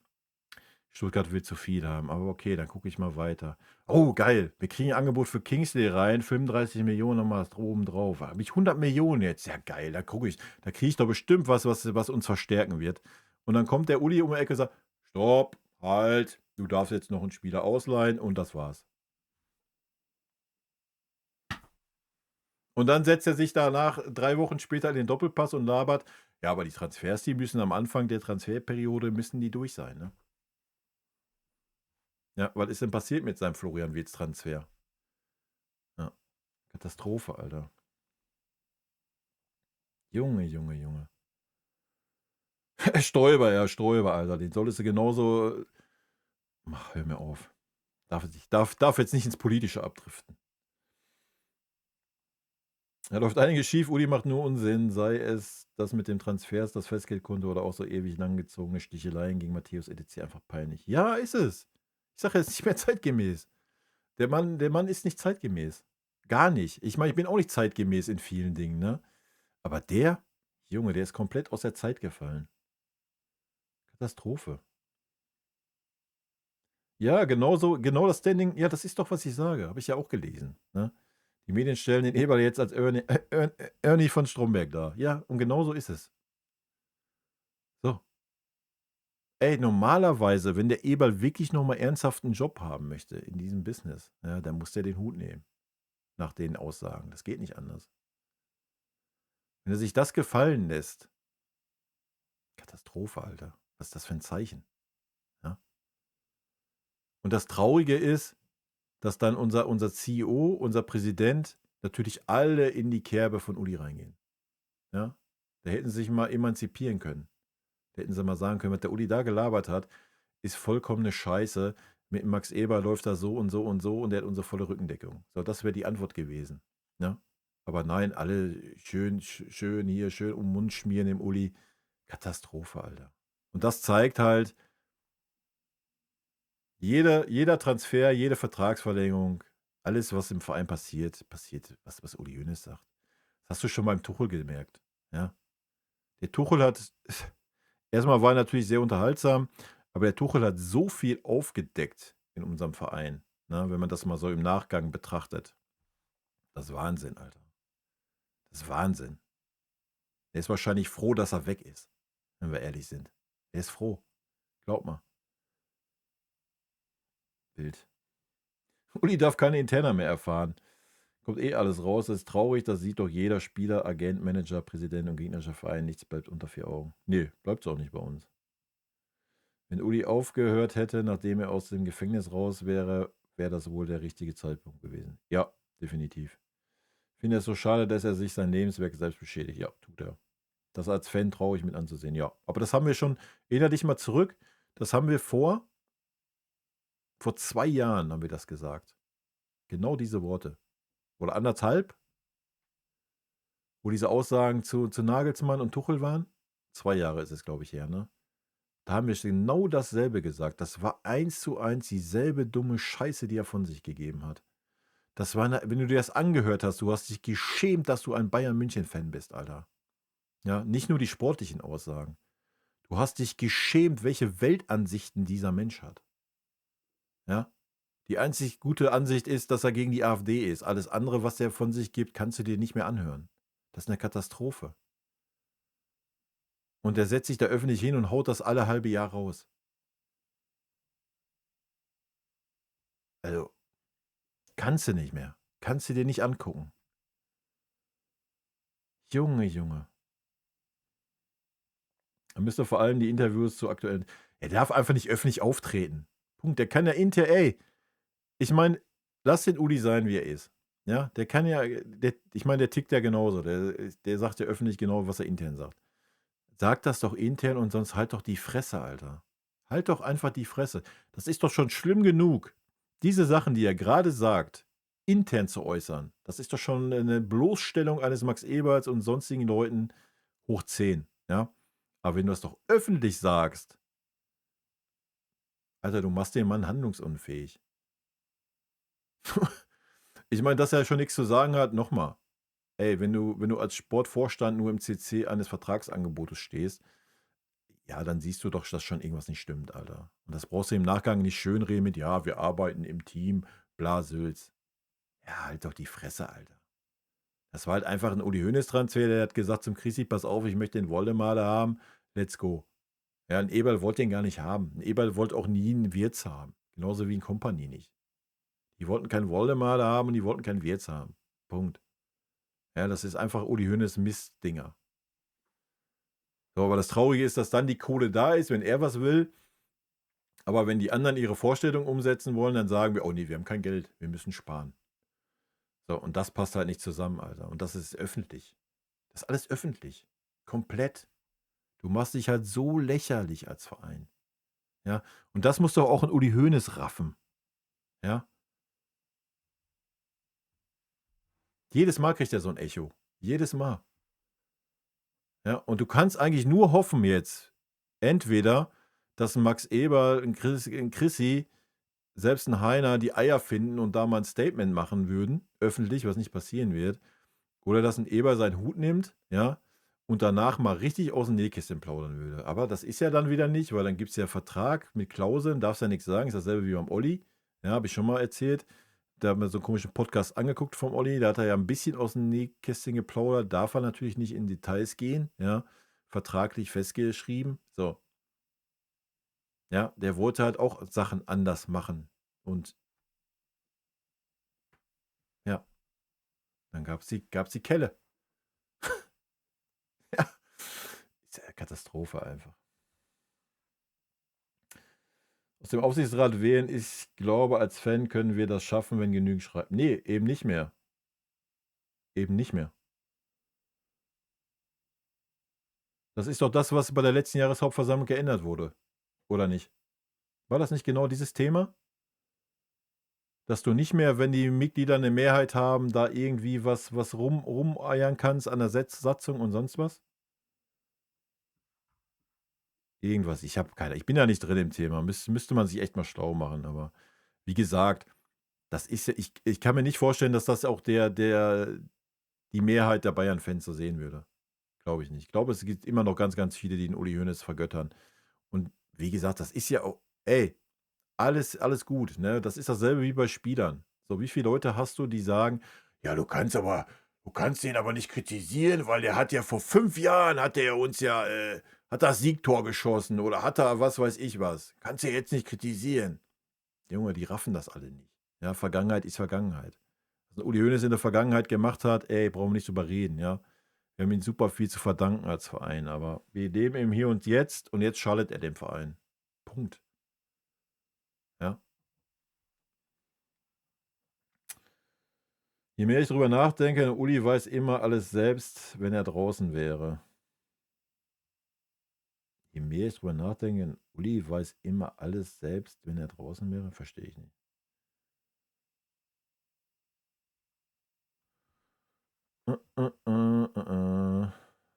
Darf als Ehrenpräsi alles sagen, aber selbst dann würde ein Stoiber noch internes weitergehen. Stoiber, Alter, sitzt der immer noch im Aufsichtsrat oder was? Das ist halt auch so ein, hör mir auf. Das muss mir selber den Mund verbieten. Für Eber Psyche ist der Uli ein Sargnagel. Ich weiß nicht, vielleicht ist der Eberl ja da durch die Erfahrung, die er gesammelt hat, ist er genug geerdet, um zu sagen, so, ja, das ist so absurd und so hohl, das lasse ich gar nicht an mich ran. Ist ihm zu wünschen, ne? Heiner und Resen was gegen Uli sagen, ja, ganz genau. Dem YouTuber mache ich einen Vorwurf, wieso hat er Uli nicht gefragt, wieso wir kein Festgeldkonto mehr haben und wir seit über 20 Jahren nur schwarze Zahlen schreiben. Ja, das sind ja keine, alles gut. Ist er der YouTuber oder was? I don't know. Wahrscheinlich, ich weiß nicht, ob die da frei Schnauze reden dürfen, so. Weißt du? Das weiß ich. Ich weiß nicht, wie das läuft im Doppelpass. Ich habe keinen Plan. Aber ja, ich hätte genug kritische Fragen, die man mal stellen könnte, ja, aber das passiert ja nicht. Schau mal weiter. Ja, ich weiß, ich habe ja ein paar ist Sachen ein gelesen. Team, das wirklich sehr gut zusammenpasst. Das gebe ich zu, haben wir nach dem Rücktritt von Karl-Heinz und mir bisher nicht so gefunden. Insgesamt, ich meine, dass da der eine geht und der andere, das ist eigentlich nicht üblich bei Bayern München. Ja. Daran muss hart gearbeitet werden. Aber trotzdem bin ich da nicht so pessimistisch, denn ich habe das Gefühl, mit unserem neuen Trainer, mit dem Christoph Freund, auch mit Max, die Der ist auch schon wieder gut. Wenn du Uli kennst, auch mit Max. Sehr gut. drei arbeiten ganz gut zusammen. Und wir, Karl-Heinz Rummenigge und ich und Herbert Heiner nicht zu vergessen, Aufsichtsratsvorsitzender, für uns wäre es Okay, der Heiner ist also Aufsichtsratsvorsitzender, okay. Ja, ist halt ein Freifahrtschein für den Uli, ne? viel schöner, wenn wir gar nicht eingreifen müssten. Aber wir können nicht eingreifen, wenn wir das Gefühl haben, gewisse Dinge laufen nicht richtig. Und dann muss man natürlich eines sehen. Wenn Sie sagen, zu unserer Zeit war die mediale Situation natürlich eine ganz andere. Ganz andere. Ja, aber wenn du das doch schon mal realisiert hast, Alter, dann setz dich doch nicht medial dahin und laber so viel Scheiße, Alter. Wenn er das doch schon mal realisiert hat, dass das eine ganz andere Zeit war, ja. Aber ein Uli verhält sich halt nicht anders. Der verhält sich immer noch genauso wie früher, Alter. Ja? Wild, Alter. Die Aussagen sind echt wild. Also Katastrophe. Vorsitzender, für uns wäre es viel schöner, wenn wir gar nicht eingreifen müssten. Aber Das ist so lächerlich. Dann sitzt da noch eigentlich, sie hat zum Glück ein Köln-Trikot an oder was. Sie nickt auch noch, Alter. Für ihn wäre es viel schöner, wenn er nicht eingreifen müsste. Junge, wir reden über einen Heavy Kane-Transfer, den er ins Stocken gebracht hat, den er 20 Millionen teurer gemacht hat. Wir reden über einen Duell-Transfer, den er abgesägt hat. Und das war richtig einzugreifen. Und jetzt reden wir über einen Wirtz-Transfer, wo er ja eingegriffen hat, und einen Woldemade-Transfer, die er beide nicht bekommen hat. Junge, ey. Ich muss echt aufpassen, dass ich gerade nicht ausfallen werde. wir können nicht eingreifen, wenn wir das Gefühl haben, gewisse Dinge laufen nicht richtig. Und dann muss man natürlich eines sehen. Wenn Sie sagen, zu Das ist halt, was ich meine. Ne? Das ist genau das, was ich vorhin gesagt habe. Normalerweise Aufsichtsrat, du legst ein Budget fest, lässt deine sportliche Führung arbeiten. Aber wenn dann der große Uli sieht, oh nee, den mag ich nicht. Nee, den mag ich nicht. Den mag ich nicht. Max, nein, gibt's nicht. Dann gibt's den nicht. Aber Max, weißt du, der Florian, ne, den Wirtz, Junge, 125 Millionen, gar kein Problem. Machen wir, wa? Kannst du gebrauchen, oder? Ja, da fragt er ja gar nicht, kannst du gebrauchen. Den verpflichten wir. Alter. Puh. Fällt dir nichts so ein, oder? Junge. Zu unserer Zeit war die mediale Situation natürlich eine ganz andere. Ganz andere. Da konnte man Auch die wirklich auch finanzielle. mit dem einen oder anderen Journalisten mal ein Bier trinken und sagen, Ja, das machst du heute auch noch, Uli. Deswegen kommt die ganze Scheiße ja raus. Wilde Nummer, Alter. Ich glaube, es ist ganz gut, dass ich den Doppelpass nicht ganz gucke, ey.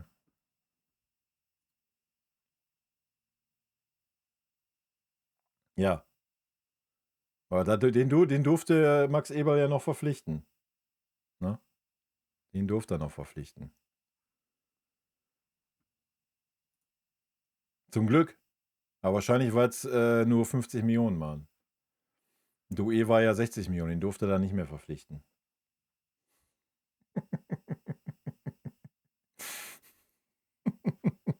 Komm, wir gucken uns das nächste Thema auch noch an.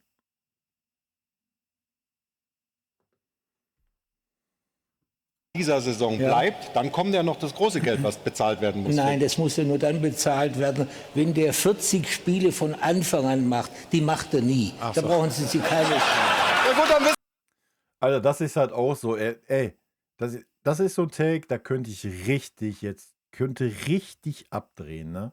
Ich schenke mir das jetzt. Aber was hat diese Aussage, sich da jetzt so hinzustellen, was hat das denn bitte mit seinem ach so tollen und nie was gegen eigene Spieler sagen, mir ist an mir zu tun? Sich da jetzt so hinzustellen und ja, wir haben den jetzt ausgeliehen, eigentlich wollen wir den gar nicht, es ist nur ein Notnagel und die 40 Spiele macht er eh nie, interessiert uns nicht. Ey, und dann sitzt da ein ganzes Publikum und lacht noch, wenn ich die Fresse da im Hintergrund sehe, Alter. wir doch Bescheid. Wie gut oder wie gaga war eigentlich der Transfersommer des FC Bayern? Herr Hoeneß. Ja, ich habe einen Florian nicht gekriegt und ich habe einen Woldemar auch nicht gekriegt. Deswegen war der nicht gut. Es war eine Zeit offensichtlich, die Ihnen nicht nur gefallen hat, dieser Transfersommer, aber aus Sicht des FC Bayern, Ihres FC Bayern, war das jetzt gut oder ist das irgendwie bitter, dass man das alles mitmachen Herr muss? Sohle, der in seinen Kommentaren ja immer überspitzt darstellt, hat offensichtlich von den Gedanken, die beim FC Bayern Junge, dass da rechts immer noch, wie heißt er, dieser komische Schalker sitzt, der ist doch auch schon scheintot, oder nicht? Junge, im Doppelpass sitzen immer noch die Leute wie vor 15 Jahren, wo ich die letzte Folge gesehen habe. vorherrschen, keine Ahnung. Tatsache ist, dass wir beim FC Bayern sehr zufrieden sind mit diesem Transfersommer. Wir sind der eigentliche Gewinner Hier. Wie heißt er? Alfred Draxler oder sowas? Katastrophe, Alter. Dann sitzt da doch der Effe rum. dieses Transfersommers, weil wir eine Mannschaft haben, die sehr stark ist. Die musste man nicht um 3, 4 Spieler ergänzen. Natürlich hätten wir gern Florian Wirtz gehabt. Aber für 150 Millionen hätten wir, Und da hast du recht, Ammo. Warte, ich muss zurückspulen. der stark ist, die musste man nicht um 3, 4 Spieler ergänzen. Natürlich hätten wir gern Florian Wirtz gehabt. Aber für 150 Millionen hätten wir den nie gekauft.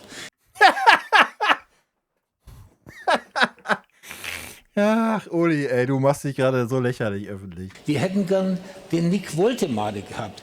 Wir haben 55 Millionen geboten und Stuttgart wollte 75. Jetzt haben sie ihn offensichtlich für fast 90 nach Nottingham verkauft. Aber was Nottingham da macht, hat ja mit Fußball nichts zu tun.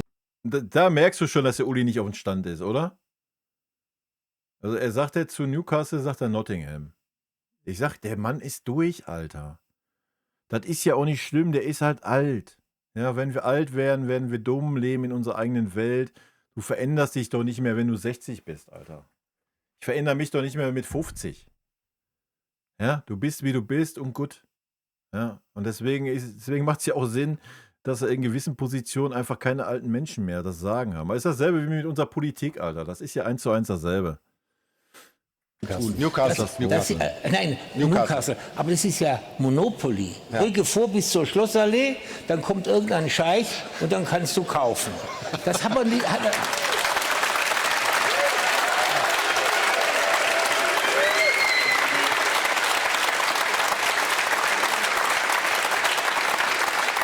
Alles Uli-Jünger da. Und wenn sich jemand aufregt über diese Leihgebühr, erstens ist sie nicht 16,5, weil der Spieler und sein Berater 3,5 Millionen. Jetzt mal ernsthaft, Alter. Der setzt sich öffentlich hin. Ich weiß nicht, haben wir das jemals erlebt? Haben wir das jemals erlebt, dass sich jemand öffentlich hingestellt hat beim FC Bayern und irgendwelche Vertragsdetails oder Zahlen ausgeplaudert hat? Was hat der bitte für, was ist seine Intention, Alter? Ich zeig euch hier, dass ich der bin, der das Sagen hat, oder was? Was ist das denn für ein Verhalten, Alter? Das ist ja noch nicht mal mehr über die Bild-Zeitung gestreut. Der setzt sich ja da original hin in den Doppelpass und setzt sich da hin und sagt, ja, das ist so und so, so sind die Zahlen, so ist das. Und ja, ich habe hier auch mal die Liste mitgebracht, was jeder so verdient und Punktprämien und was ist denn los mit ihm, Alter? Was stimmt in seiner Birne nicht? Du kannst dich doch nicht da hinsetzen und öffentliche Zahlen preisgeben. Hä? Ich meine, schlimm genug, dass er Vertragsdetails freigegeben hat von der Jackson Leihe. Jetzt gibt er noch Zahlenpreis. Öffentlich.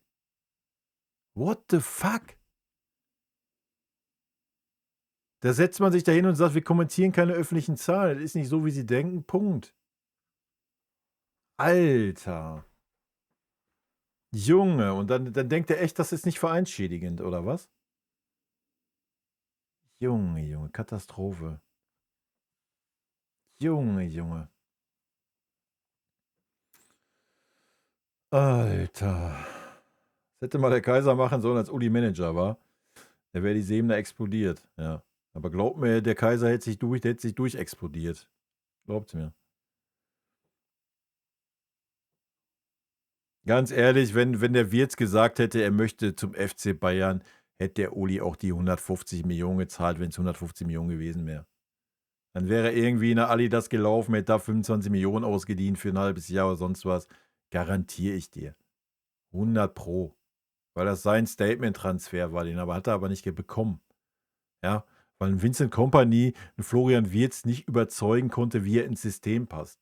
So, da siehst du doch schon, dass die gar kein Interesse daran hatten, einen Florian Wirtz zu verpflichten. Nur Uli wollte das. Junge. Katastrophe. Das war die 30-jährige Jubiläumssendung und da waren auch Uli Brückner, Thomas Helmer und Davon Torra mit Moderationsabschnitt. Ah, okay. Die haben da ganz komisch moderiert, deswegen, und da Uli die meiste Redezeit hatte, kamen die anderen Gäste echt wenig zu Wort. Wundert mich eigentlich, dass die nicht noch mehr von den alten Regulars eingeladen hatten. Na, wild.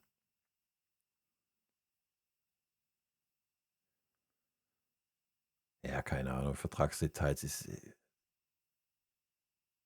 Ey, sorry. Es geht in meinen Kopf nicht.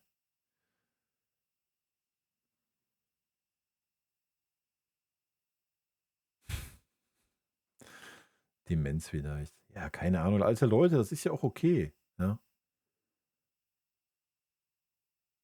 Ja. Übernommen haben. Das heißt, der Spieler kostet 13,5 und wenn ich die 13,5 sehe, dann finde ich das überhaupt kein Problem, weil wenn ich einen Spieler für 5 Jahre für 80 Millionen kaufe, kostet es im Jahr auch 16 Millionen Abschreibung und so sind es 13. Also das ist ein gutes Transfer, ja. Und dann kommt noch etwas. Er bleibt ja, wenn...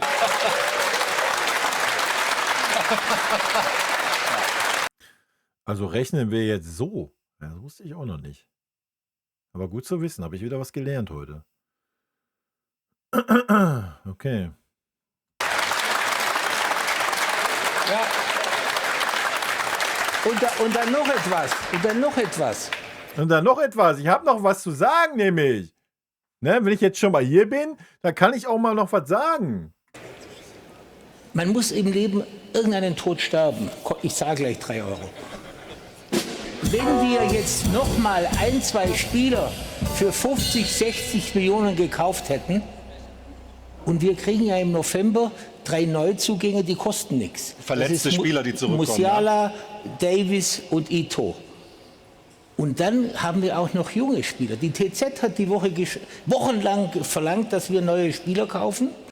Ja, da gehe ich ja mit. Das ist ja auch den Take, den ich verteidigt habe. Ja, das ist ja auch okay, dass man, wenn der Trainer und der Sportvorstand nicht wirklich auf die eigenen jungen Spieler setzen will, dann muss er sie halt dazu zwingen. So, ja.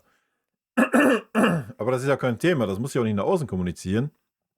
Kommunizierst das an deinen Trainer, an deinen Sportvorstand, sagst dem, pass mal auf, das ist die Vorgabe, das wollen wir und das ist die Kadergröße, die du verpflichten darfst und gut. Ja? Das kannst du ja kommunizieren. So, das ist ja fein. Ja? Aber das Ganze hier ist eine absolute Farce, Alter. Kaum ist das Transferfenster zu, schreiben sie, was ist mit den jungen Spielern vom FC Bayern? Jetzt haben wir eine Mischung, so 15, 16 starke Spieler und 2, 3 junge, die der Trainer jetzt gezwungen ist, irgendwann einzubauen. Und wenn das gelingt, dann ist es das beste Transferjahr, das wir je hatten. Trotzdem noch Ja, und wenn es nicht gelingt, eins. Noch eins. ich glaube nicht, dass der Uli das noch realisiert, dass er Blödsinn gelabert hat. Nee. Wie gesagt, denselben Blödsinn hat er vor 2 Jahren gelabert. So. Den gleichen Blödsinn labert er alle halbe Jahr auf irgendwelchen Kongressen. Da kriegst du es nur nicht so mit, dann steht es in irgendeiner Zeitung, irgendein Interview oder sowas. Da labert die gleiche Scheiße. Ja. Das kriegst du jetzt nur so mit und das ist jetzt so ein Echo, weil er im Doppelpass sitzt. So. Ja. Davor die Sachen, die er von sich gegeben hat, das war das mediale Echo nicht so. Aber der hat da schon die gleiche Scheiße gelabert. Und das ist teilweise 2 Jahre her. Also der realisiert das nicht.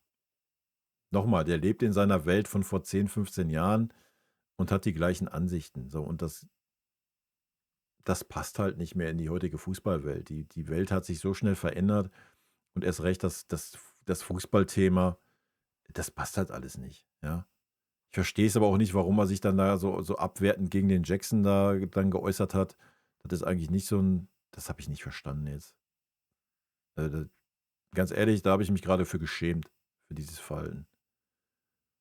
So, weiß ich nicht. Also, was ist das für eine Art und Weise, Alter, mit Menschen umzugehen? So. Wir haben gerade vom Monopoly-Spiel gesprochen. Die Schlossallee, die war ja lange an der Sebener Straße. Das ist vorbei? Ja, aber die Schlossallee ist nur deshalb nicht mehr beim FC Bayern, weil Abu Dhabi, Saudi-Arabien und Katar jetzt mitspielen. Und gegen die hast du keine Chance. Und deswegen ist es in dem Geschäft, das wichtigste Wort in dem Geschäft heißt Nein sagen. Nein sagen zu diesen verrückten Auswüchsen und irgendwann haben diese Scheiß auch die Schnauze voll. Also wenn er nach diesem Ganz genau, das wird passieren, Uli. Genau das wird passieren.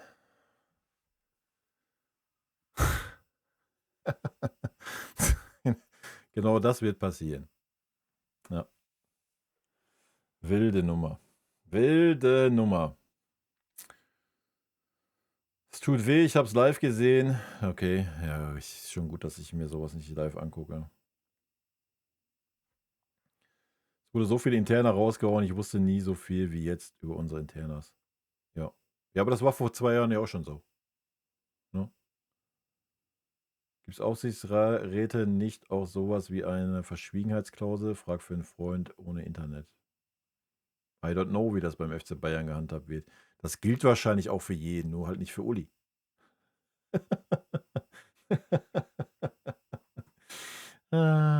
Chico, danke für dein Geschenk-Abo, ne? Kam gar kein Sound oder was? Oder ist das dem Uli Blabla untergegangen? Wilde Nummer. Wilde Nummer. So, gucken wir uns jetzt noch die Zusammenfassung an, oder was? Damit wir alles zusammen haben. Komm. Ich habe es ja nicht gesehen. Vielleicht kommt da ja noch was Neues. Wenn gewisse Dinge nicht gut laufen, würde ich immer mein Maul aufreißen. Lothar ist ständig da, den kann ich packen, die Saudis kann ich nicht packen. Er fühlt sich jetzt im Recht und ich gebe ihm das Recht nicht. Da kannst du jetzt mal über was anderes reden. Der liest morgens die Bildzeitung und sagt abends, was er zu sagen hat. Komm. Das ist ja Monopoly. Rücke vor bis zur Schlossallee, dann kommt irgendein Scheich und dann kannst du kaufen. Nein, das muss ja nur dann bezahlt werden, wenn der 40 Spiele von Anfang an macht. Die macht er nie. Da brauchen Sie sich keine...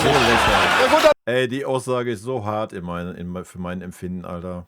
Boah. Wissen wir doch Bescheid.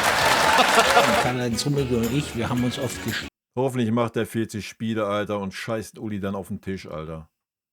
Und bringt dann, wenn der Vertrag sich verlängert für 4 Jahre, nicht mehr in ein Spiel Leistung, ey. Und macht so ein Bunasar-Ding.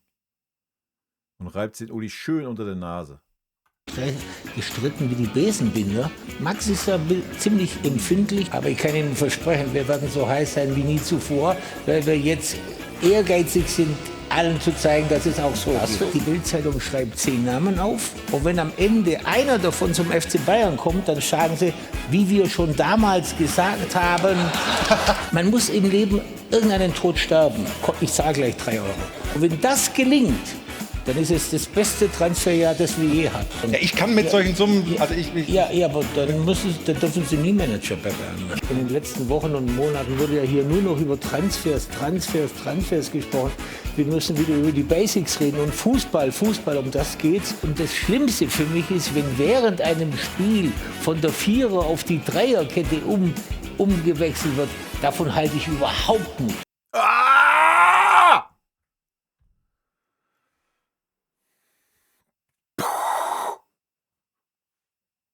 Beweis. Das ist der Beweis, Leute. Das ist der Beweis. Ich hab's gesagt, er lebt in seiner Welt. Der lebt in der Zeit von vor 20 Jahren, Alter. Ist so. Der lebt in seiner Zeit von vor 20 Jahren. Wenn es nach Uli geht, wird er wahrscheinlich noch, wie du es geschrieben hast vorhin, wird noch ein Libero und Vorstopper auflaufen. Aber wahrscheinlich mag er deswegen den Kompany so, weil wir unter Kompany ja so eine Art Manndeckung spielen. Mannorientiertes Pressing, aber das interpretiert der Uli dann wahrscheinlich als Manndeckung, deswegen feiert er das so. Alter. Junge, gut, dass ich das nicht in Gänze gesehen habe, sondern nur hier in diesem kurzen Ausspruch von ihm. Katastrophe, Alter. Das wäre auch für Max gut, wenn er endlich begreift, dass wir sind ein Milliardenladen, dass man das auf mehrere Schultern verteilt. Und er selbst sagte dann, die Aussage habe ich halt auch nicht verstanden. Die habe ich ja gelesen gehabt. Das ist ja eigentlich das, was der Eberl. Also einer muss ja lügen. So, entweder lügt der Uli, ja, oder der Eberl. Aber der Eberl hat ja von Tag 1 an gesagt, dass da alles im Team mit ihm und Christoph Freund und Chrissy passiert. Ja, hat er von Tag 1 an erzählt. Und dann setzt sich der Uli jetzt da hin und erzählt, ja, der Max muss mal lernen. So. Ja, wahrscheinlich ist der Uli einfach enttäuscht, dass der Max nicht jedes Mal einen Uli anruft und sagt, ja Uli, pass mal auf, wir haben hier das und das. Und was hältst du denn davon? dazu, Lothar Matthäus, der hat nicht alle Tassen im Schrank. Ja, wir haben uns gestern getroffen beim Frauenspiel, aber wir geben uns auch die Hand. Aber sonst haben wir relativ uns wenig zu sagen, weil ich festgestellt habe, dass er noch keine neue Tasse gefunden hat.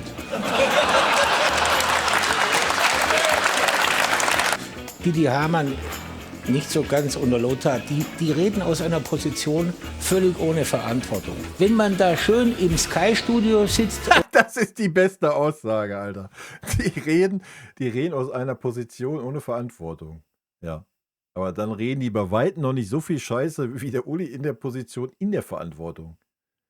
Alto Belli. Oder in der Bild-Zeitungsredaktion, dann kann man alles verlangen. Ja? Aber man muss das Geld erst mal einnehmen, bevor man es ausgibt. So habe ich als Schwabe das gelernt. Hat er Glück gehabt. Hat er Glück gehabt, ja. Barcelona lässt grüßen. Wenn man kauft, plötzlich hat man 1,2 Milliarden Schulden. Auf Wiederschauen. Es gibt auch Tage, wo ich über den FC Bayern keine Sekunde nachdenke. In dem Moment, wo ich mir Gedanken mache über Bayern München und das mal sage, das wird ja wohl noch erlaubt sein. Wenn er dasselbe über Trump sagen würde, hätte er ein Problem. Herr Sole, der in seinen Kommentaren ja immer überspitzt darstellt, hat offensichtlich von den Gedanken, die beim FC Bayern vorherrschen, keine Ahnung. Ja, aber die Schlossallee ist nur deshalb nicht mehr beim FC Bayern, weil Abu Dhabi, Saudi-Arabien und Katar jetzt mitspielen. Und gegen die hast du keine Chance. Und deswegen ist es in dem Geschäft, das wichtigste Wort in dem Geschäft heißt Nein sagen. Nein sagen zu diesen verrückten Auswüchsen und irgendwann haben diese Scheichs auch die Schnauze voll. Inter Mailand Also nächstes stand Mal ja letztes Jahr im Champions League Finale. Da hängen auch Investoren mit drin, ja. Aber die haben nicht ansatzweise das Geld zur Verfügung wie PSG, wie Manchester City. Wir wissen bis heute nicht, wie sie gegen uns gewonnen haben. Du hängst dich jetzt da auf an dem Markus Babbel, aber das ist so unwichtig, wie wenn in China ein Radl umfällt. Dieser Kreis haben wir früher gesagt. Ne? Das sind nicht China, der Ja, Kreis. jetzt haben sie mehr Räder. Ah ja, richtig, genau. Ne? Glaubt doch kein Mensch, dass bei Transfers über 80, 90 Millionen der Herr Kröscher das selbst entscheidet. Never ever. Wenn bei uns irgendwas passiert, ist es in Deutschland innerhalb von Sekunden. Und wenn irgendjemand in diesem Verein mal kommt und sagt, du, jetzt reicht's langsam, bin ich am nächsten Tag weg. Alles klar, Alter. Jahreshauptversammlung, schaltet mich live dabei. Das verkehrte Knopf. Ich sag ihm das, ist kein Problem. Sag ihm, Uli, pass auf, es reicht jetzt. Junge. Wilde Nummer. Wilde Nummer. Wilde Nummer. Also ich kann da eigentlich kann ich nur den Kopf schütteln zu den ganzen. Aber das ist ja, was ich sage. Das bestätigt ja nur meine These, Alter. Der lebt halt einfach in seiner Welt. So, der Zug ist abgefahren. Ja. Das ist so. Der kriegst du auch nicht mehr eingefangen. So. Der ist und gut ist. Ja, da muss wirklich jemand kommen und muss sagen, Uli, komm, ist gut jetzt. Sieh zu, dass du weggehst. Ansonsten wird da nichts passieren. Ja. Ei. Und dann kannst du froh sein, dass du aktuell so einen Eberl hast, der das ausbadet, Alter. Aber das ist ja, was ich immer gesagt habe. Es ist halt super schwierig, mal Eberls Arbeit wirklich zu beurteilen, weil du gar nicht weißt, was er machen darf, was nicht. Und wenn du jetzt so die letzten Wochen gesehen hast, Junge, was willst du beurteilen? Ja, was willst du beurteilen? Nochmal, nach dem Eberl wären du bei uns gewesen letztes Jahr. So, das hat ein Uli verhindert. Ja. Also, keine Ahnung. Ich weiß nicht, wie man das transparent oder wie man das überhaupt bewerten will, was ein Eberl da macht oder was nicht. Keine Ahnung. Blickt ja keiner durch.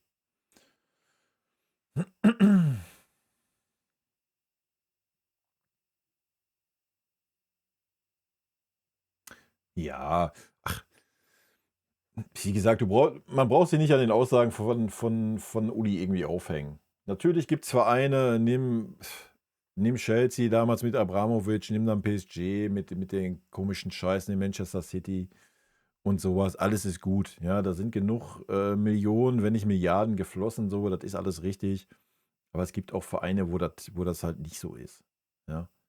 Und natürlich, so wie es ein Company in der 1PK gesagt hat, wenn du dann aufsteigst in die Premier League und 100 Millionen Fernsehgelder bekommst als Aufsteiger, ja, dann weißt du, wie der Hase hoppelt in der Premier League.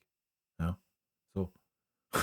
Ja, du hast vorher, was hat er gesagt, vorher 20 gehabt und steigst dann auf, kriegst 100, also machst 80 plus, so als Aufsteiger. Also dann weißt du doch, ne? So, natürlich sind in vielen englischen Vereinen da irgendwelche Investoren hinter, da brauchen wir gar nicht drüber reden. Alles gut. Ja, und es ist ja auch lobenswert, dass beim FC Bayern nicht so ist. Und ich finde es ja auch den richtigen Weg zu sagen, wie er es sagt. So, du musst Nein sagen, du musst deine Jugendspieler mehr einbauen. Ey, 100%. Ja, 100%, da gehe ich 100% mit dem Uli. Aber du kannst nicht so mit deinen Mitarbeitern umgehen und die so an die Wand nageln da, ja. Und wie gesagt, mit vielen Ansichten gehe ich halt auch gar nicht mit, Alter. Wie gesagt, diese Jackson-Geschichte, wie kann man denn so abwertend über seinen eigenen Spieler reden, Alter? Und den quasi direkt sagen, ja komm Junge, wir haben dich nur als Notnagel geholt, ist uns scheißegal, was du hier machst. Ja, also Katastrophe, Alter. Katastrophe. Zu der Dreier- und Viererkette, ey, da sage ich jetzt am besten gar nichts. Katastrophe halt einfach. Junge.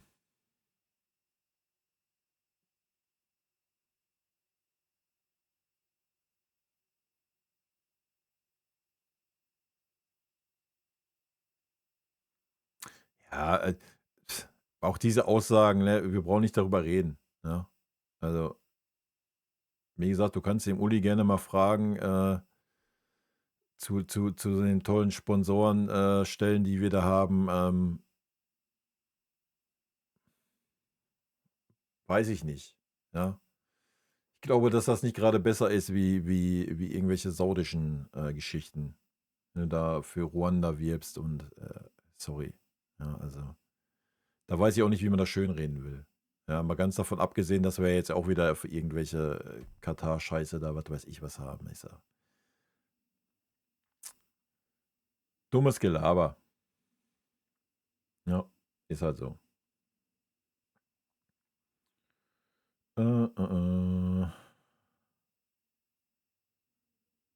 Motzen, wenn andere Ölgeld nehmen, aber bei uns ist es nur ein Sponsor mit Katar. Qatar Airways macht nur Hauptsponsor-Deals, bei uns nur einen kleinen Sponsor.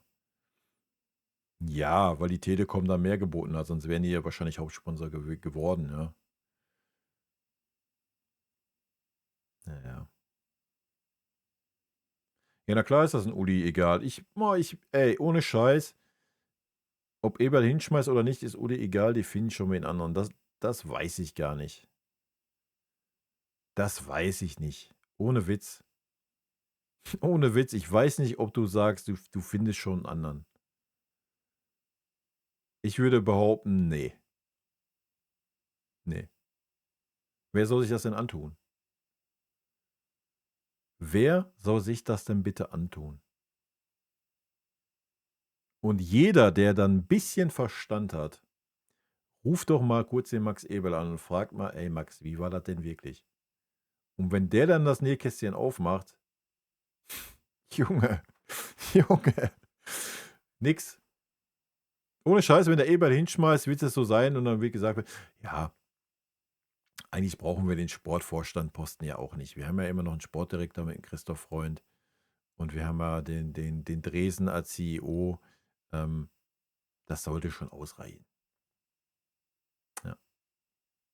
Also, wie gesagt, ich wüsste nicht, wer sich das freiwillig antut. Wer soll sich das antun?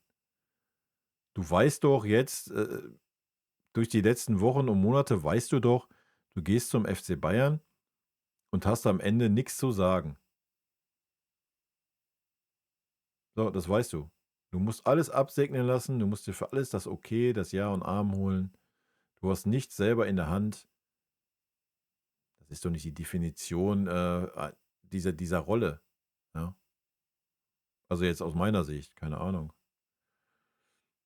Vielleicht gibt es irgendeinen, aber ich glaube, so ein Grösche, der da immer wieder genannt wird, der wird das nicht machen, Alter. Definitiv nicht. Ja, der wird sagen, hast du noch alle Latten am Zaun, Alter? Was soll ich hier, wenn du eh alles entscheidest? So.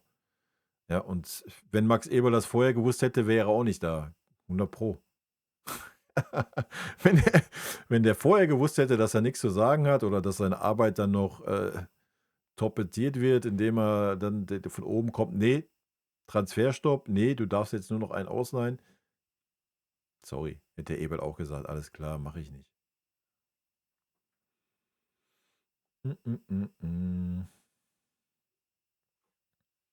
Ja, aber wie gesagt, der tut sich das doch gar nicht an, der Gröschel. Warum sollte sich das jemand von Format antun? Ja.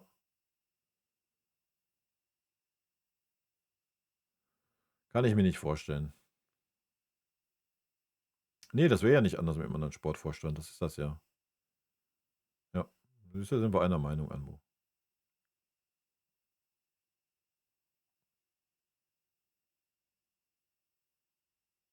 Naja, du machst das ja auch nicht nur, ja, ein wenig kleiner, aber du darfst ja auch nicht vergessen, wir haben ja auch Anteile weggegeben.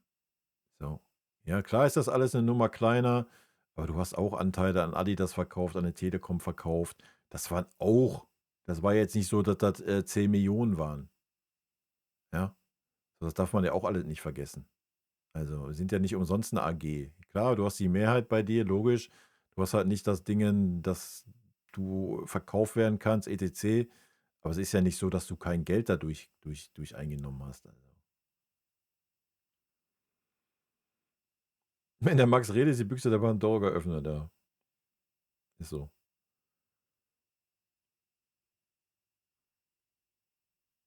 Ja, aber darum geht's doch. Es bringt dir doch nichts, wenn du da keinen sitzen hast, der kein Topmann ist. Das haben wir doch gesehen und mit Brazzo.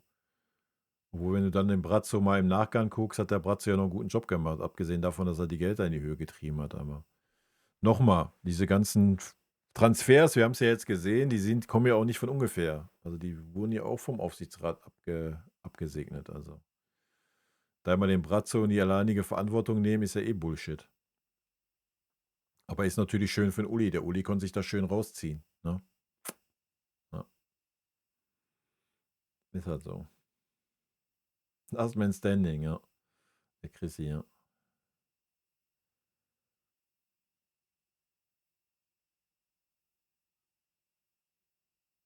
Uli will wahrscheinlich Brazzo zurück. Hm.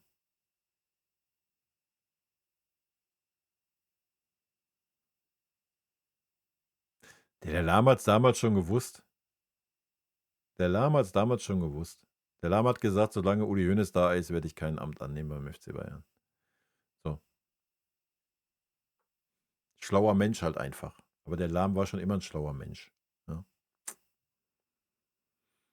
Wer ist Freund? Ja, ganz genau. Wurde er nicht mal geholt, um Talente wie Haaland zu finden und zu fördern? Welche Aufgabe hat dieser Mann eigentlich? Ja, das weiß ja keiner. Also ein Christoph Freund wurde ja eigentlich geholt,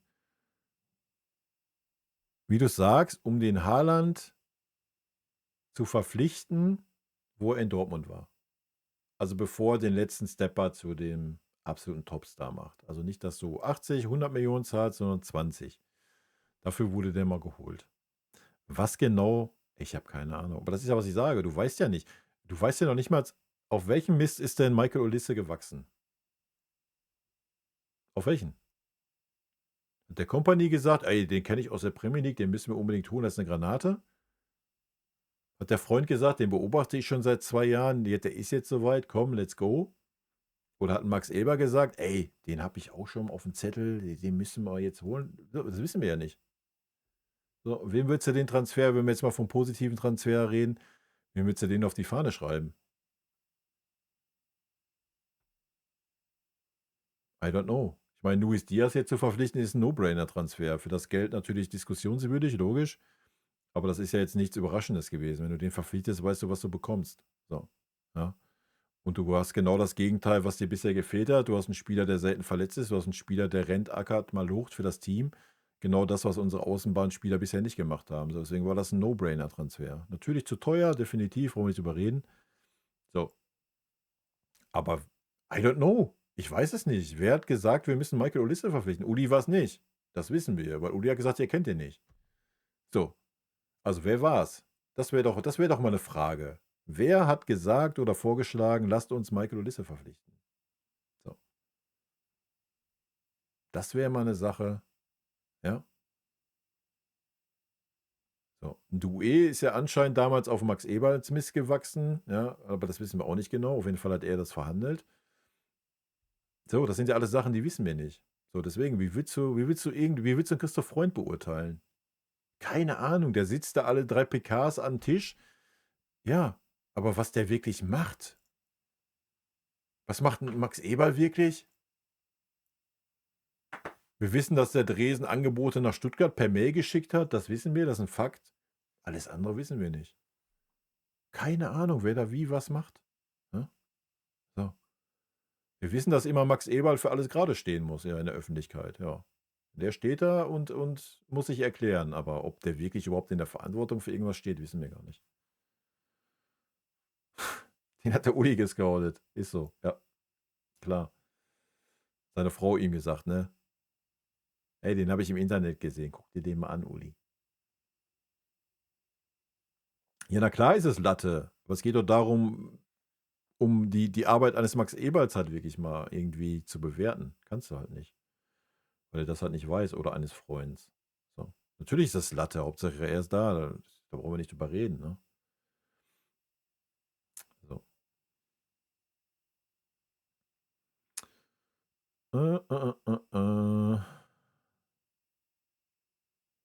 Naja, aber ein Philipp Lahm wusste halt, dass er nichts zu sagen hat, wenn Uli da ist. So. Philipp Lahm wusste, dass Uli Mr. FC Bayern ist. Und er wusste, wenn ein Uli da ist, brauche ich nicht zum FC Bayern gehen, weil ich am Ende des Tages nichts zu melden habe. Ich kann nicht das umsetzen, was ich umsetzen will. Junge, du hast den Titan geholt. Ja, den Vulkan in Person.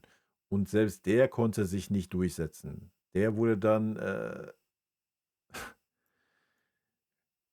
dem wurden dann Sachen unterstellt, bla bla bla bla und weg war er. So, ja.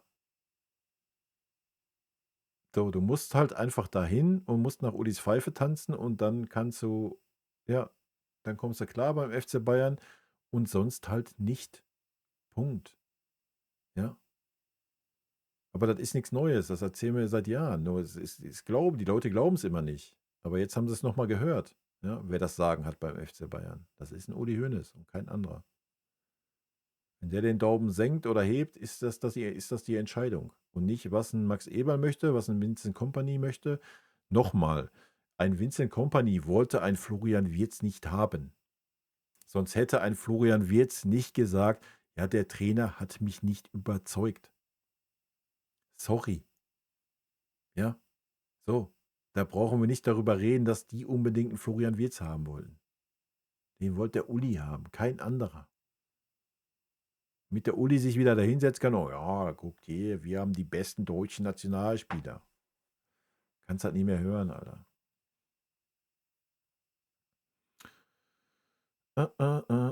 Ja, das ist ja egal, auf welchen Listen der stand und sonst was. Ich denke, es gibt viele Spieler, die auf irgendwelchen Listen stehen, die man im Auge behält. So, ja.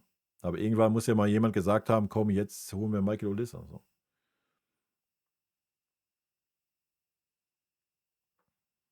Der Vulkan wurde zum Funkenflug, ja, ganz genau.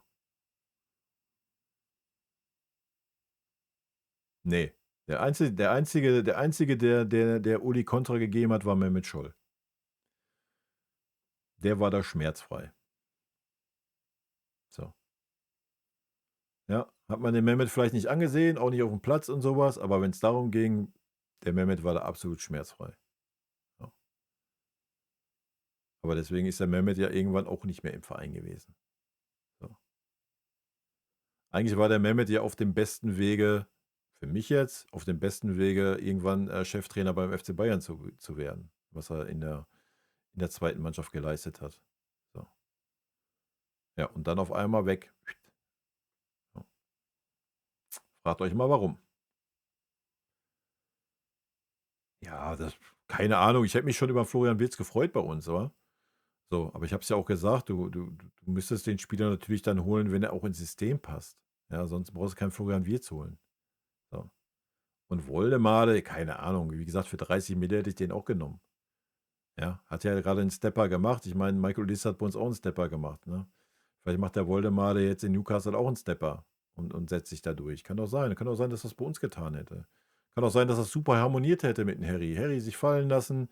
So, aber was hättest du da mit Musiala gemacht, wenn er wieder da ist? So, ja. Sind das alles so Sachen.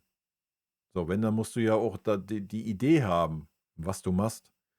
Aber wenn der Uli ja noch nicht mal das sehen kann, dass im Spiel mal eine Viererkette zu einer Dreierkette wird und umgekehrt, ja, wie soll er dann damit klarkommen, wenn auf einmal vorne mal 2 Stürmer sind und dann wieder nur ein Stürmer? Dann schlägt er ja auch die Hände über den Kopf zusammen.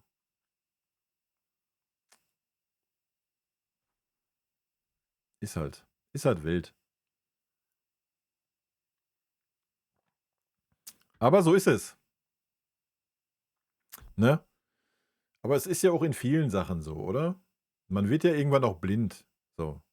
Also ich denke, jeder, der irgendwie, keine Ahnung, der sich irgendwie was aufgebaut hat oder sonst was und da über Jahre in den Himmel gelobt wurde für und ist ja bei Spielern nicht anders. Ja? So, wenn du über 10 Jahre in den Himmel gelobt wirst, dann merkst du halt irgendwann auch nicht. Hast du ja bei uns gesehen. Ist doch bei uns das beste Beispiel vor 2 Jahren, 1,5 Jahren. Die ganzen satten Spieler, die haben auch nicht gemerkt, dass sie immer schlechter werden. Ne, da musste auch erst ein Trainer kommen, der das irgendwie wahrscheinlich mal kommuniziert hat. Oder ich weiß es nicht, ja, was dann geändert wurde. Das ist halt normal. Du bist halt irgendwie, du bist dann in deiner Welt und bist abgehoben und denkst, alles, was du sagst, ist richtig und ja. Entweder hat dann jemand die Eier, dir das mal knallhart vom Kopf zu sagen. Das muss natürlich dann auch jemand sein, den derjenige ernst nimmt. So wie es bei mir vielleicht die Mara ist, von der ich mir Kritik gefallen lasse und mir das auch eher annehme und da mal ein bisschen überlege. Oder vielleicht auch von den einen oder anderen von euch, den ich schon ein bisschen länger lese oder sowas. Aber von irgendeinem Hansel, der mir irgendeinen Kommentar auf YouTube schreibt, denke ich mir auch, Alter, verpiss dich, ist mir doch egal, was du willst. So. Ja. Und das ist beim Uli halt auch das Thema. Dem Uli ist das scheißegal, was irgendwie öffentlich gesagt wird oder sonst was. Dem Uli muss schon jemand, entweder, ja, wie es gerade gesagt wurde, so ein Heiner, so ein Dresen, so ein Rummenigge vielleicht. So, die müssten halt mal hingehen zum Uli und sagen, pass mal auf, Uli, du bist nicht mehr zeitgemäß, Alter. Ja, dann musst du dem Uli die Argumente darbringen und dann denke ich, wäre der Uli vielleicht auch schlau genug, das einzusehen, aber das sind viele Wenn und Abers, ne? Ist halt so.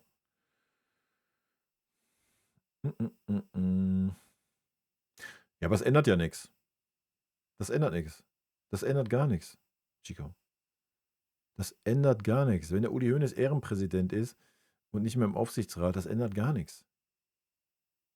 Selbst wenn der Uli sagt, ey, ich bin nicht mehr vor Ort. Wenn der Uli den Hörer in die Hand nimmt, einen Chrissy anruft, einen Heine anruft, sonst wen anruft, die da alle rumdümpeln, dann wird das umgesetzt.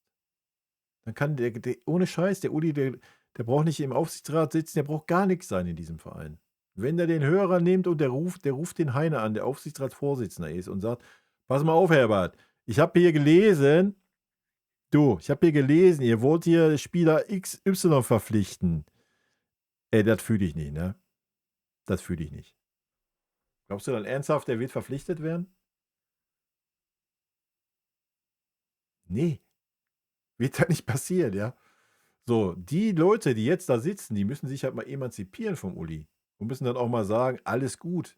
Uli, du kannst gerne eine Meinung sagen, ist alles fein. So, interessiert uns am Ende des Tages aber nicht. Ja, da müssen wir doch hinkommen. So, wie gesagt, das ist egal. Der ist Aufsichtsratmitglied. Nicht mehr. Lasst mich kurz gucken. Aufsichtsrat Mitglieder FC Bayern. So, Herbert Heiner ist natürlich Aufsichtsratsvorsitzender. Dr. Jan Heinemann, noch nie gehört, Adidas. Dr. Gernot Döllner, Audi. Dr. Werner Celius, Allianz. Uli Hoeneß, Thorsten Langheim, Telekom. Dieter Meier, gut, den kennen wir noch. Edmund Stoiber ist wirklich noch Aufsichtsratmitglied. So, jetzt stellt euch vor, einer dieser gerade genannten Leute, die haben alle die gleiche Posi wie Uli Hoeneß. Außer, dass er noch den Titel hat, Ehrenpräsident, der auf dem Papier ist, sonst gar nichts bewerkstelligt. Geht zu Max Eber und sagt, Max, hör mal, ist durch jetzt, ne? Du darfst jetzt nur noch einen Spieler ausleihen.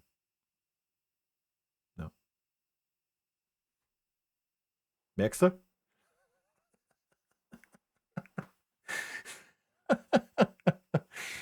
Ach, herrlich. Ach, wilde Nummer, ey. Fällt dir nichts so ein, ey. Gar nichts. Ja. Gut, ich glaube, es ist gut, dass ich nicht auf den Doppelpass reagiert habe und mir die ganzen zusammenhängenden Aussagen vom Uli angehört habe. Dann wäre ich wahrscheinlich noch ein bisschen weiter explodiert. Ja, ich fasse es nochmal in einen Satz zusammen. Der Uli ist einfach in seiner Zeit stehen geblieben. Das ist auch nicht schlimm, das ist normal, denke ich, für diese Generation und für diese Schlagmensch und für dieses Alter, die er hat. Das ist völlig normal. Das kann man ihm gar nicht vorwerfen. Ja? Und ich glaube, man kann ihm auch nicht vorwerfen, dass er irgendwie aus seiner Sicht nicht alles für den FC Bayern tut und nur das Beste möchte. Ja, ich glaube, auch das kann man Uli nicht vorwerfen. Man muss eigentlich den Leuten den Vorwurf machen, die was in diesem Verein zu sagen haben. Ja, nochmal, er ist Aufsichtsratmitglied, nicht mehr. Ja, das sind ganz viele andere auch. So. Ja, man muss den Leuten den Vorwurf machen, wie es in Dresden ist, wie es in Heiner ist. die halt sagen müssten, oder auch ein Max Eberl, ja, der sich da mal gegenstemmen müsste und sagen müsste, pass mal auf, Uli, du laberst Scheiße. Ja, halt dich mal aus dem operativen Geschäft raus, du kannst mir hier ein Budget geben als Aufsichtsrat und dann ist gut. Ja, so, weil wenn sie hier so ein Dr. Gernot Döllner, der Vorstandsvorsitzende der Audi AG ist, sagen würde, ey, ich möchte gerne den Spieler haben und den Spieler darfst du nicht verpflichten, dann würden die auch sagen, ey, Junge, du bist Aufsichtsratmitglied, ansonsten Gosche halten. Ja, so, und das müsste man mal zum Uli Hoeneß sagen. So, dass der Uli mal merkt, ey, ich bin hier nicht mehr der das zu entscheiden hat. Der darf ja seine Meinung sagen, kann er ja machen. Ja, kann er aber dann bitte intern machen, nicht extern. Ja, also ich glaube nicht, das Problem ist natürlich Uli Hoeneß, aber die Lösung ist nicht Uli Hoeneß. Die Lösung ist, dass die Leute, die in Verantwortung sind, die Eier finden müssen und sagen müssen, Uli, so geht's nicht weiter. Ja. Und das wird nicht passieren. Also ich kann es mir nicht vorstellen. Ich weiß es nicht, vielleicht findet irgendwann jemand seine Eier oder es ist irgendwann too much. Ja, ich meine, die Aussagen, die ich von Dresen gelesen hatte, war ja so ein bisschen zaghaft, so, ja, weiß ich nicht. Vielleicht muss erst richtig irgendwie was knallen, aber keine Ahnung. Ich weiß nicht was. Ja, das ist meine Meinung.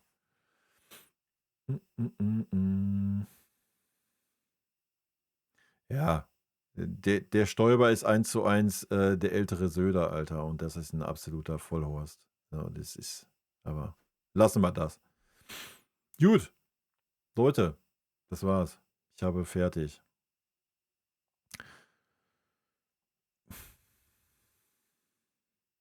Gibt ja nicht umsonst Aussagen der Leute wie der Uli ist der Club.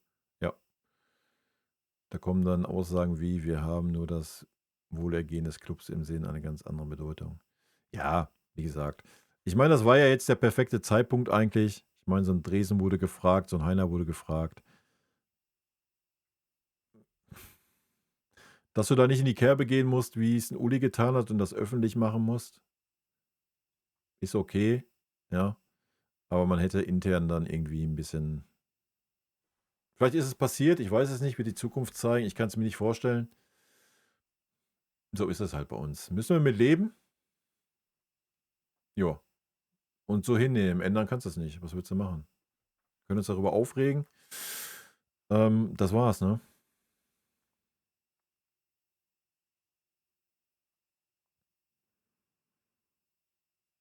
Aber wie gesagt, vielleicht muss man den Uli einfach mal die Augen öffnen, ne? So, das wäre vielleicht ein Thema, aber das ist nicht unsere Aufgabe. Oder beziehungsweise haben wir da gar nicht die Möglichkeit zu, ne?